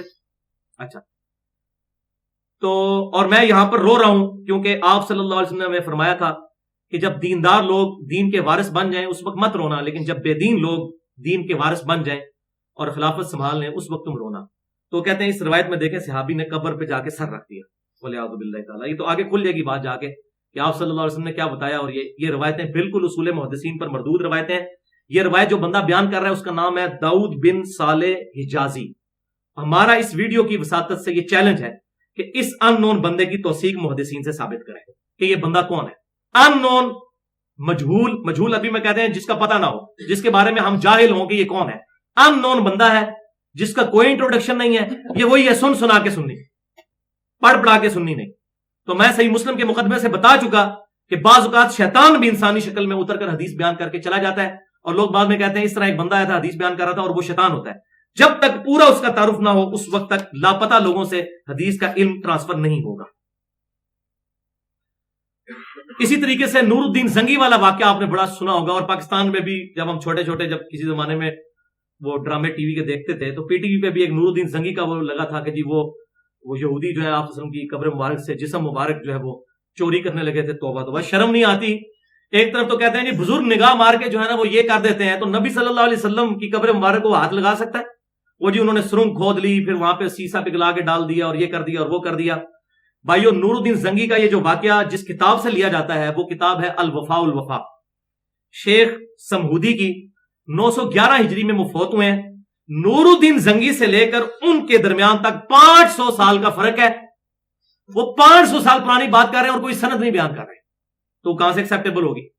میں بھی ایک واقعہ گھڑ کے یہاں بیان کر دیتا ہوں کہ اس طرح ہوا تھا، تو آپ کہیں گے سند کیا ہے؟ امام بخاری نے بھی 200 سال کے بعد حدیث کی کتاب لکھی، لیکن وہ بیان کرتے ہیں، امام بخاری لکھتے ہیں کہ میں نے سنا احمد بن حنبل سے، احمد بن حنبل نے سنا امام شافعی سے، امام شافعی نے سنا امام مالک سے، امام مالک نے سنا امام نافع سے، نافع نے سنا عبداللہ ابن عمر سے، اور عبداللہ بن عمر نے سنا نبی صلی اللہ علیہ وسلم سے۔ تو یہ جو کہتے ہیں امام بخاری تسی امام بخاری دے مقلد، تسی امام حنیفہ دے مقلد، یہ مسئلہ نہیں ہے۔ حدیث کسی بھی کتاب میں ہو سند کے ساتھ صحیح، چاہے وہ امام حنیفہ کی ہو، امام شافعی کی ہو، امام مالک کی ہو، امام بخاری، امام مسلم، سب مانتے ہیں، لیکن سند تو ہونا اس کی۔ دنیا میں کسی نے ٹھیکہ لیا ہوا کہ وہ جو بات بھی آپ صلی اللہ علیہ وسلم کے اوپر جھوٹ کر دے گا تو ہم اس کی بات مانیں گے، ہم اس کی داڑھی یا پگڑی ناپیں گے؟ ہم تو کہیں بھائی علم کا میدان ہے، بات بیان کرو۔ اور امام مسلم نے تو مقدمے میں لکھا ہے کہ مدینہ شریف میں 100 ایسے تابعین تھے جن کے بارے میں یہ مشہور تھا کہ یہ بہت نیک لوگ ہیں، اور یہ بھی محدثین کے نزدیک مشہور تھا کہ حدیث کے معاملے میں یہ ان کی حدیث ایکسیپٹیبل نہیں ہوگی، حدیث کی فیلڈ کے یہ ماہر نہیں ہے، یہ ہر سنی سنائی بات آگے کر دیتے ہیں۔ اور تابعین تو حدیث کا علم اس طرح نہیں ٹرانسفر ہوا، ایک پوری ذمہ داری کے ساتھ ٹرانسفر ہوا ہے الحمدللہ۔ تو یہ بالکل من گھڑت واقعہ ہے اور قرآن کے بھی خلاف ہے۔ سورۃ المائدہ کی آیت نمبر ہے 67، بسم اللہ الرحمن الرحیم، واللہ یعصمک من الناس۔ اللہ تعالیٰ نے ارشاد فرمایا اے محبوب صلی اللہ علیہ وسلم، اللہ تعالیٰ آپ کی حفاظت کرے گا لوگوں سے، خود حفاظت فرمائے گا۔ آپ صلی اللہ علیہ وسلم کی جسم مبارک کی حفاظت کے لیے کسی بھی لشکر کے سپہ سالار کی یا ان چیزوں کی ضرورت نہیں ہے۔ اور اگر وہاں پر کوئی معاملہ ایسا کرتا بھی ہے، مسجد نبوی کی کیا بے رحمتی نہیں کی یزید ابن معاویہ نے کی ہے؟ دنیا آخرت میں اللہ تعالیٰ پوچھے گا۔ ابرا کا لشکر ہی برباد ہوا ہے نا، جب یزید نے خانہ کعبہ کو گرایا اس وقت تو کوئی اس پہ نہیں عذاب آیا، سوائے اس کے کہ وہ خود مار گیا اور اس کی حکومت ختم ہو گئی۔ بھالو واقعہ تو ہو گیا، ابرا تو پہنچ ہی نہیں سکا تھا، لیکن یہاں تو معاملہ ہو گیا۔ صحیح مسلم اٹھا کے دیکھ لیں، لیکن آخرت میں معاملہ ہوگا۔ بلکہ صحیح بخاری میں موجود ہے، آپ صلی اللہ علیہ وسلم نے فرمایا کہ میں اس پتلی ٹانگوں والے کالے حبشی کو بھی دیکھ رہا ہوں جو کعبے کی اینٹ سے اینٹ بجا دے گا۔ قرب قیامت میں یہ معاملہ بھی ہوگا جو آج کل وہ اوباما کے اوپر لگا رہے ہیں لوگ۔ اب وہ جب تک اینٹ سے اینٹ بج نہیں جاتی اس وقت تک تو پتہ نہیں چل سکتا نا۔ لوگ اپنی طرف سے امام مہدی کی بھی ڈیٹے نکال رہے ہوتے ہیں بیٹھ کے، جی حضرت عیسیٰ علیہ السلام فلاں سن میں آئیں گے۔ احمد بریلوی صاحب نے بھی وہ سن نکال دیا، جی 1837 ہجری میں امام مہدی آئیں گے، پتہ نہیں کہاں سے نکال دیا۔ اور یہ آج سے نہیں، یہ شروع سے بھی لوگ کرتے ہیں۔ ان سے بڑے بڑے بزرگ بھی جب تک 11ویں صدی شروع نہیں ہوئی تھی نا، آپ پرانے بزرگوں کی کتابیں کھولے، انہوں نے کہا تھا کہ یہ امت 1000 ہجری تک چلے گی، اور اب یہ 1434 ہجری چل رہی ہے۔ وہ سارے پرانے بزرگ الحمدللہ جھوٹے ثابت ہو چکے ہیں، وہ بڑے بڑے بزرگ ہیں، وہ اتنے بڑے بڑے بزرگ ہیں آج والے تو ان کے مقابلے میں کچھ بھی نہیں ہے۔ تو ان کو تھوڑے بڑے بزرگ بھی جھوٹے ثابت ہو بیٹھے نا، انہوں نے اس ٹائم کیا سی کہ 11ویں صدی ہجری کے اندر آگے قیامت آ جائے گی، تو کوئی نہیں، یہی 400 سال اوپر ہو چکے ہیں۔ تو یہ اس طرح کی اسیسمنٹ اور پیشن گوئیاں نہیں کرنی چاہیے جب تک واقعہ کنفرم نہ ہو جائے۔ تھرڈ لاسٹ حدیث، 10ویں حدیث صحیح بخاری اور مسلم کی متفق علیہ حدیث ہے، اور مسلم کے الفاظ ہیں کہ اما عائشہ کہتی ہیں کہ حضور صلی اللہ علیہ وسلم کے بیماری کے دن تھے، آخری بیماری کے، اور حضور کی دو بیویاں ام حبیبہ اور ام سلمہ رضی اللہ تعالی عنہن وہ بیٹھی ہوئی آپس میں گفتگو کر رہی تھیں. بخاری اور مسلم دونوں میں حدیث ہے، بخاری میں 1341، مسلم میں 1180، کہ جب ہم حبشہ گئے تھے ہم نے وہاں پہ ماریا نام کا ایک گرجا دیکھا تھا جہاں پہ کچھ تصویریں لٹکی ہوئی تھیں. آپ صلی اللہ علیہ وسلم بیماری کی حالت میں تھے، اپنے بستر مرگ پہ. آپ نے جب بات سنی آپ نے ادھر ٹوک دیا. آپ صلی اللہ علیہ وسلم نے ارشاد فرمایا یہی تو ان لوگوں میں خرابی تھی، جب ان میں سے کوئی نیک آدمی مر جاتا تھا اس کی قبر پر مسجد بنا لیتے تھے، پھر وہاں پر اس کی تصویریں لٹکا دیتے تھے اور وہاں پر سجدے شروع کر دیتے تھے. قیامت والے دن یہ لوگ بدترین مخلوق بن کر اللہ کے حضور اٹھائے جائیں گے. یہ قبروں پر مسجدیں بنانے والے اور وہاں پر تصویریں لٹکانے والے اور وہاں پہ سجدہ کرنے والے. اب یہ نہ سمجھیے گا یہ اگلے لوگوں کی بات ہے، بخاری اور مسلم کی متفق علیہ حدیث ہے. یہ ساری حدیثیں ہمارے ریسرچ پیپر نمبر 1 رسول اللہ کی آخری وصیتیں صلی اللہ علیہ وسلم اس میں لکھی ہوئی ہیں. بخاری اور مسلم کی متفق علیہ حدیث ہے. تم بھی اگلے لوگوں کی پیروی شروع کر دو گے قدم با قدم، بالشت بر بالشت، حتیٰ کہ اگلے لوگوں میں سے کوئی شخص گوہ کے سوراخ میں داخل ہوا تم بھی وہی کام کرو گے. صحابہ کرام علیہ رضوان نے پوچھا یا رسول اللہ صلی اللہ علیہ وسلم یہ اگلے لوگوں سے مراد کیا یہود و نصارہ ہے؟ آپ نے فرمایا اگر وہ مراد نہیں تو اور کون ہے؟ تو یہود و نصارہ یہی کام کیا کرتے تھے، وہ آگے حدیث ثابت ہے. آج کے دور کے بہت بڑے محقق بریلوی ڈاکٹر آصف اشرف جلالی صاحب کہتے ہیں جی یہاں جو حدیث ہے نا کہ تم اگلے لوگوں کی پیروی شروع کر دو گے، اس سے مراد ہے کہ تم یہود و نصارہ کا فیشن اڈاپٹ کرو گے. حالانکہ اسی حدیث کو جامعہ ترمذی میں پڑھ لیں جس پہ میں نے پورا لیکچر دیا ہے مسئلہ نمبر 8 کے نام سے، کیا کلمہ گو مسلم بھی شرک کر سکتا ہے؟ اس میں نے بتایا کہ یہ حدیث آپ نے کس موقع پر ارشاد فرمائی تھی. جامعہ ترمذی میں موجود ہے کہ غزوہ حنین کے موقع پر صحابہ کرام ایک جگہ سے گزرے جہاں پر ایک درخت تھا جسے کہا جاتا تھا ذات انوات. وہاں پر مشرکین برکت کے لیے اس درخت کے اوپر اپنا اسلحہ لٹکایا کرتے تھے، جس طرح یہاں بھی درباروں پہ وہ کپڑے کے وہ ٹکڑیاں اور یہ ٹاکیاں وغیرہ باندھ رہے ہوتے ہیں. تو مشرکین عرب جو ہے وہ درخت کے اوپر یہ کام کرتے تھے. تو صحابہ کرام علیہ رضوان میں سے کسی نے کہہ دیا یا رسول اللہ صلی اللہ علیہ وسلم آپ بھی ہمارے لیے کوئی درخت مقرر کر دیں، وہاں پر ہم برکت کے لیے اسلحہ لٹکا دیں. اللہ آپ صلی اللہ علیہ وسلم نے کہا سبحان اللہ. یہ بالکل حیرانگی کا جملہ ہوتا تھا. سبحان اللہ کا مطلب ہے سبحان اللہ عما یشرکون، اللہ پاک ہے جو اس قسم کی تم گفتگو کر رہے ہو اس شرک سے. یہ محذوف ہے اس میں.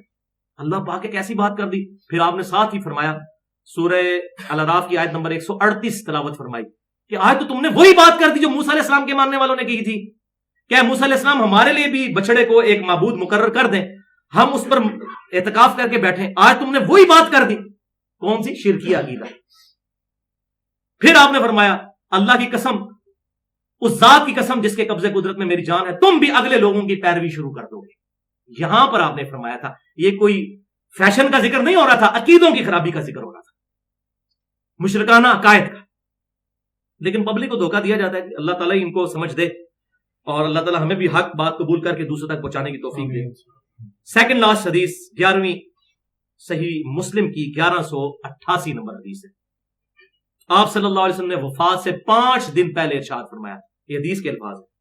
جندب رضی اللہ تعالیٰ کہتے ہیں 5 دن پہلے اپنی وفات سے ارشاد فرمایا خبردار تم سے اگلے لوگ اپنے نبیوں کی قبروں کو سجدہ گاہ بنا لیتے تھے، خبردار میں تمہیں قبروں کو سجدہ گاہ بنانے سے منع کرتا ہوں. اور قبر مبارک سے متعلق آخری انتہائی رکت انگیز حدیث ہے بخاری اور مسلم دونوں میں. صحیح بخاری میں 1390 اور صحیح مسلم میں 1183 نمبر حدیث. سیدہ عائشہ کا بیان ہے کہ جس مرض میں آپ صلی اللہ علیہ وسلم دنیا سے تشریف لے گئے بالکل آخری دن، تو آپ صلی اللہ علیہ وسلم اپنی تکلیف کی وجہ سے چہرہ مبارک سے بار بار اپنی چادر ہٹاتے تھے اور پھر آپ صلی اللہ علیہ وسلم ساتھ کہتے تھے لعن اللہ الیہود والنصارى، اللہ کی لعنت ہو یہودیوں اور نصرانیوں پر، عیسائیوں پر. اتخذوا قبور انبیائہم مساجدا، انہوں نے اپنے نبیوں کی قبروں کو سجدہ گاہ بنا لیا تھا. اس وجہ سے آپ صلی اللہ علیہ وسلم نے ان پر لعنت فرمائی. یہاں پر حدیث ختم نہیں ہوئی، آگے سیدہ عائشہ کا فتویٰ ہے. سیدہ عائشہ کہتی ہیں اگر یہ خطرہ نہ ہوتا کہ لوگ رسول اللہ صلی اللہ علیہ وسلم کی قبر پر سجدے شروع کر دیں گے تو ہم آپ صلی اللہ علیہ وسلم کی قبر مبارک کو زائرین کی زیارت کے لیے کھلا چھوڑ دیتے، یعنی وہ حجرے کی دیوار گرا دیتے کہ لوگ زیارت کرتے قبر کی.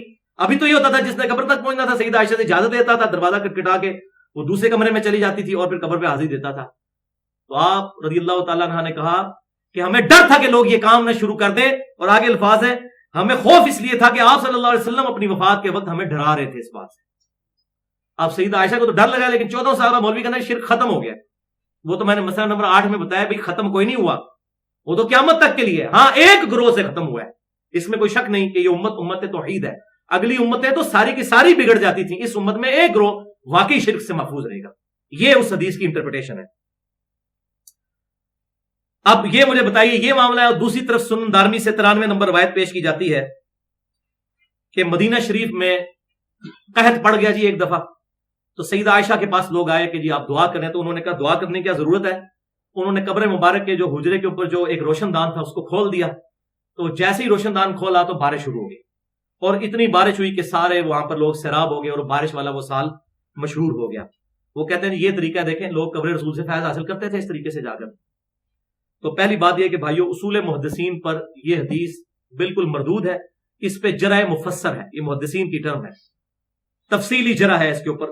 اس میں جو عمر بن مالک النکری ہے اس کی روایت ابل جوزا جو راوی ہے اس سے غیر محفوظ ہوتی ہے. یہ محدثین کا اصول ہے, انہوں نے اس چیز کو پیٹ رول کے طور پر ایکسپٹ کیا ہے, اور خصوصاً کہتے ہیں 10 حدیثیں ایسی ہیں جو غیر محفوظ اس نے بیان کی ہیں.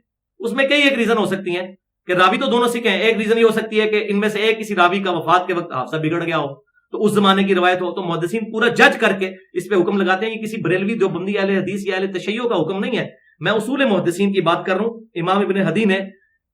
امام ابن عدی نے پوری جرح مفسر اس کے اوپر کی ہے. اور اس کے مقابلے پہ وہ حدیث ہے جو میں پہلے بیان کر چکا. بخاری کے اندر سیدنا عمر کو جب بارش کا مسئلہ ہوتا تو عباس ابن عبد المطلب کو لے کر آتے, صحیح بخاری انٹرنیشنل نمبر کے مطابق 1010 نمبر حدیث, اور کہتے اے اللہ جب تک نبی صلی اللہ علیہ وسلم دنیا میں موجود تھے ہم ان کو تیری بارگاہ میں وسیلہ اور توسل کے طور پر پیش کرتے تھے, ان کی دعا کی برکت سے بارش نازل ہو جاتی تھی. اب ہم نبی صلی اللہ علیہ وسلم کے چچا عباس ابن عبد المطلب کو لے کر آئے ہیں اور ان کی دعا کی برکت سے بارش ہو جاتی تھی. بالکل یہ طریقہ. لیکن اس کے باوجود جو مجرم علماء ہیں انہوں نے امت میں گستاخانہ واقعات اور عقائد پھیلا کر امت کو فتنے میں مبتلا کر دیا. یہ آخری 2 واقعات ہیں جس میں نے لیکچر کنکلوڈ کرنا تھا. پہلا گستاخانہ واقعہ, اس کے بغیر یہ لیکچر مکمل ہو جائے گا.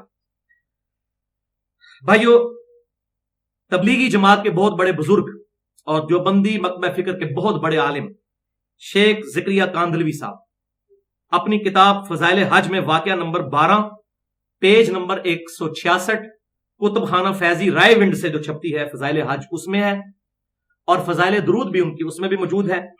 اور بریلوی مکتبہ فکر کی جو بڑی جماعت ہے دعوت اسلامی, ان کے امیر جو ان کی پرانی فیضان سنت کتاب الیاس قادری صاحب کی, اس میں مصافحہ اور معانقہ کی سنتیں اور آداب, وہ آپ سنیں گے یہ سنتیں اور آداب ہے, مصافحہ اور معانقہ کی سنتیں اور آداب, اس چیپٹر میں وہ 654 نمبر صفحے پہ یہ روایت لے کر آئے ہیں. اب یہ دونوں بھاری گروہ اپنے آپ کو اہل سنت کہتے ہیں, اللہ معافی دے اہل سنت کا یہ عقیدہ نہیں ہے جو انہوں نے بیان کیا. خالی روح افزا کی بوتل کے باہر جو ہے وہ شراب کی بوتل کے باہر روح افزا لکھ لینے سے روح افزا نہیں بن جاتی, وہ چیک کرنا ہوگا کہ یہ روح افزا ہے یہ شراب کی بوتل ہے. اہل سنت خالی نام لگانے سے نہیں ہو جاتا, اہل سنت سارے لگا رہے ہیں اپنے ساتھ. اہل سنت وہی ہوگا جو کتاب و سنت کے منہج پر ہوگا. تو واقعہ لے کر آئے ہیں کہ شیخ احمد رفاعی صاحب 555 ہجری میں آپ صلی اللہ علیہ وسلم کی وفات کے 550 سال کے بعد قبر رسول پر حاضر ہوئے. یہ کوئی صحابی تابعی نہیں ہے, 550 سال کے بعد قبر رسول پر حاضر ہوئے اور وہاں پر عربی کے اشعار پڑھے. انہوں نے کہا یا رسول اللہ صلی اللہ علیہ وسلم جب تک میں مصر میں تھا تو میری روح آ کر آستانہ اقدس کو چومتی تھی. اب یہ پتہ نہیں کون سی روح ہے جو جسم سے نکل کے اور پھر دوبارہ جسم میں واپس آ جاتی ہے, میڈیکلی تو یہ امپاسبل ہے. اور اب جسموں کی حاضری کی باری آئی ہے. اے اللہ کے رسول صلی اللہ علیہ وسلم اپنا ہاتھ مبارک قبر سے باہر نکالیے تاکہ میں آپ کے ہاتھ کو بوسہ دوں. کسی صحابی سے کوئی ضعیف روایت بھی نہیں ہوگی کہ انہوں نے یہ ڈیمانڈ کی ہو جی ہاتھ باہر نکالے. اور پھر آگے لکھتے ہیں کہ 90,000 لوگوں کی موجودگی میں قبر مبارک سے ہاتھ نکلا اور شیخ احمد رفاعی نے وہ ہاتھ کو بوسہ دیا. اور وہ کہتے ہیں اس مجمع میں شیخ عبد القادر جیلانی بھی موجود ہے تاکہ بریلوی پہلے سہم جائے کہ جی 11ویں والے پیروں نے دیکھ لیا اب تو بات بالکل ٹھیک ہی ہوگی. شیخ عبد القادر جیلانی کہاں سے موجود تھے, انہوں نے کس کتاب میں لکھا ہے, میں نے یہ جناب ویڈیو دیکھی ہے. استغفر اللہ. سیدنا عمر آج زندہ ہوتے نا اس زمانے میں تو ان لوگوں کی گردنیں نا ان کے شولڈرز کے اوپر نظر آتی اس گستاخی کے اوپر. اتنی بڑی بات کر دی نبی صلی اللہ علیہ وسلم کے بارے میں کیا حاجی جا کے وہاں یہی ڈیمانڈ کریں گے کہ یا رسول اللہ صلی اللہ علیہ وسلم اب آپ قبر مبارک سے باہر نکلیں تو میں آپ کو ملنے کے لیے آیا ہوں تاکہ میں بھی صحابی بن جاؤں مل کر؟ صحابہ کرام کو پتا تھا آپ صلی اللہ علیہ وسلم کی زندگی برزخی ہے. میں نے بتایا صحابہ کرام کو کبھی وہم بھی نہیں آیا. آپ صلی اللہ علیہ وسلم کے اختلاف ہوا کہ دفنایا کہاں جائے, جامعہ ترمذی کھول کر دیکھیں. کسی نے نہیں کہا کہ رسول اللہ سے خود پوچھ لیتے ہیں, ابھی تو آپ صلی اللہ علیہ وسلم کا جسم مبارک باہر چارپائی پہ ہی ہے تو جا کے پوچھ لیتے ہیں کہ کہاں پہ دفنایا جائے. سیدنا ابوبکر صدیق نے کہا مجھے ایک حدیث پتا ہے کہ آپ صلی اللہ علیہ وسلم نے فرمایا تھا نبی کو اللہ تعالیٰ اس جگہ پر موت دیتا ہے جو اس کے لیے بہترین مقام ہوتا ہے, لہٰذا نبی صلی اللہ علیہ وسلم کی جہاں پر وفات ہوئی ہے اسی حجرے میں آپ کو اسی چرپائی کے نیچے قبر کھودی جائے. اسی طریقے سے خلافت کا اختلاف ہوا, کسی نے نہیں کہا کہ آپ صلی اللہ علیہ وسلم سے پوچھ لیتے ہیں. ثقیفہ بنی ساعدہ میں سب لوگ جمع ہوئے, بخاری اور مسلم میں آتا ہے, میں نے حدیث قرطاس اور وصیہ رسول والے لیکچر میں ڈیٹیل سے بتایا. کسی کو وہم نہیں آیا, ان کے تو دماغ میں یہ بات نہیں تھا, یہ کیڑا نہیں تھا کہ اس طریقے سے بھی کمیونیکیشن ہو سکتی ہے. اس سے بڑھ کر سیدہ عائشہ 47 سال تک اس مبارک حجرے میں رہی ہیں حضور کے بعد, اسی حجرے میں. کوئی ضعیف روایت پیش کرے کہ سیدہ عائشہ نے کہا ہو کہ میں محبوب ترین بیوی ہوں, کوئی شک نہیں, نبی صلی اللہ علیہ وسلم مجھ سے ملتے تھے قبر میں. اس سے بھی بڑھ کر سیدہ فاطمہ جن کے بارے میں بخاری اور مسلم میں حدیث ہے, فاطمہ میرے جگر کا ٹکڑا ہے, جس نے اسے تکلیف دی اس نے مجھے تکلیف دی. اور بخاری اور مسلم میں حدیث ہے حضور صلی اللہ علیہ وسلم نے اپنی وفات سے کچھ عرصہ پہلے حضرت فاطمہ کے کان میں ایک بات کہی تو وہ رو پڑی, اور پھر ایک بات کہی تو ہنس پڑی, اور بعد میں انہوں نے بتایا کہ مجھے نبی صلی اللہ علیہ وسلم نے بتایا کہ میں عنقریب دنیا سے جانے والا ہوں, اس میں رو پڑی. اور دوسرا مجھے بتایا کہ کیا تم اس بات پر راضی نہیں کہ اللہ تعالیٰ نے تمہیں جنتی عورتوں کا سردار بنایا, اس میں ہنس پڑی. اور ساتھ یہ کہا کہ تم میرے اہل بیت میں سب سے پہلے مجھے ملو گی. اور آپ دیکھیں صرف 21 سال کی عمر میں سیدہ فاطمہ دنیا سے چلی گئی, 21 سال کی عمر میں. انہوں نے کہیں نہیں کہا, ان کو تو کسی نے ہنستے ہوئے نہیں دیکھا آپ صلی اللہ علیہ وسلم کی وفات کے بعد. انہوں نے تو نہیں کہا کہ جی کہ آپ صلی اللہ علیہ وسلم سے ملاقات ہوتی ہے. ان سے زیادہ کون حقدار تھا ملاقات ہو؟ حتیٰ کہ سیدہ عائشہ جب جنگ جمل کے لیے نکلی ہیں, نبی صلی اللہ علیہ وسلم نے ہاتھ مبارک نہیں باہر نکالا کہ بھئی عائشہ رک جاؤ, کدھر جا رہی ہو؟ وہ تو حوب نامی جگہ پر پہنچی. مصنف ابن ابی شیبہ میں, مسند امام احمد میں آتا ہے, وہاں پہ کتے بھونکے تو آپ نے کہا کہ مجھے واپس لے جاؤ. آپ صلی اللہ علیہ وسلم سے میں نے خود سنا تھا میری ایک بیوی پر حوب نام کی جگہ کے کتے بھونکیں گے جب اپنے گھر سے نکلے گی, لیکن لوگ زبردستی ساتھ لے گئے اور بعد میں وہ پچھتاتی تھی. سیدنا علی سے انہوں نے معافی بھی مانگی. تو بڑا اچھا موقع تھا کہ حضور صلی اللہ علیہ وسلم ان کو وہیں سے روک لیتے کہ بھی نہ جاؤ عائشہ. انہوں نے بھی حدیث یاد کر کے کہا کہ واپس جانا ہے. ان کو یہ باتیں پتہ ہی نہیں تھی کہ یہ اس طرح کے کام بعد والے لوگ آ کے گل کھلائیں گے. پہلے میں ایک بات کر دوں, ٹیکنیکل بات بھی, کہ یہ انہوں نے 555 ہجری کا واقعہ لکھا ہے, آج سے تقریباً 900 سال پہلے کا. آج سے 900 سال تو بڑی دور کی بات ہے. آج سے 50 سال پہلے بھی مسجد نبی میں 90,000 کا مجمع نہیں آتا تھا.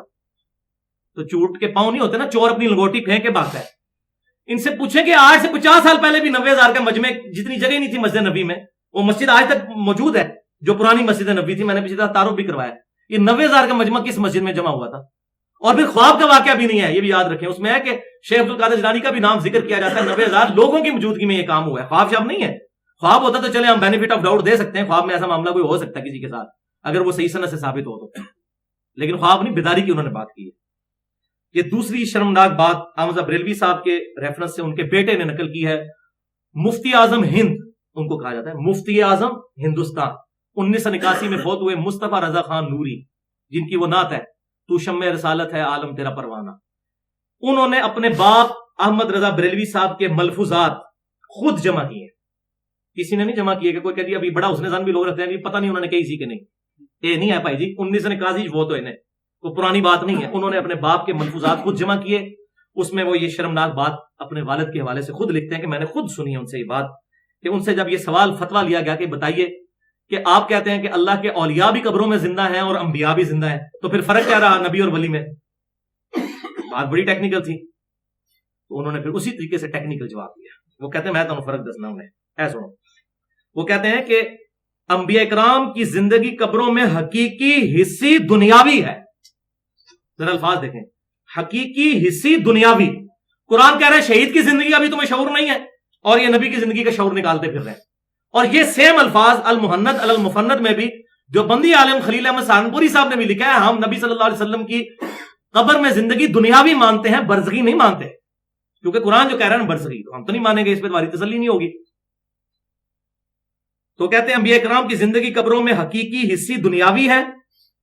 اور پھر آگے کہتے ہیں کہ آپ یہ کیا بات کر رہے ہو؟ آپ ظاہر لوگوں نے کہا جناب یہ کدھر سے آپ نے بات کر دی؟ انہوں نے کہا جی میں دلیل آپ کو دیتا ہوں. تو دلیل دی اپنے سے 50-60 سال پہلے ایک مولوی کے مرے ہوئے, جو آج سے تقریباً 150-200 سال پہلے ایک مولوی فوت ہوا ہے, اس کو دلیل بنایا کہ جی اس نے فرمایا ہے.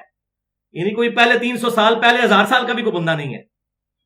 اور کہا کہ میرے آقا سیدی محمد بن باقی زرقانی فرماتے ہیں، اور یہ بریلوی اور دیوبندی مکتبہ فکر کے مشترکہ امام ہے۔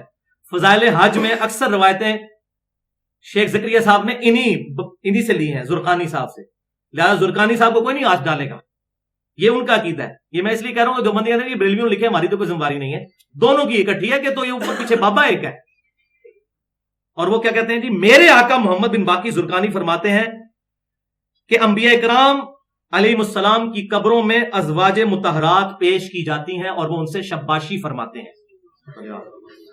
وہ کہتے ہیں اس طرح تو آپ کو سمجھ نہیں آئے گی جب ہم کہہ رہے ہیں حقیقی، حصی، دنیاوی۔ اب یہ تو ساری کی ساری ٹرمز کو فلفل کرنے والی یہی چیز ہوگی کہ آپ یہ کہیں کہ نبیوں کی قبروں میں ان کی بیویاں پیش کی جاتی ہیں اور وہ ان کے ساتھ شباشی کرتے ہیں، تاکہ حقیقی، حصی، دنیاوی تینوں چیزیں ثابت ہو جائیں، کسی کو وہم ہی نہ رہے۔ وَلِعَوْذُ بِاللَّهِ تَعَالَى۔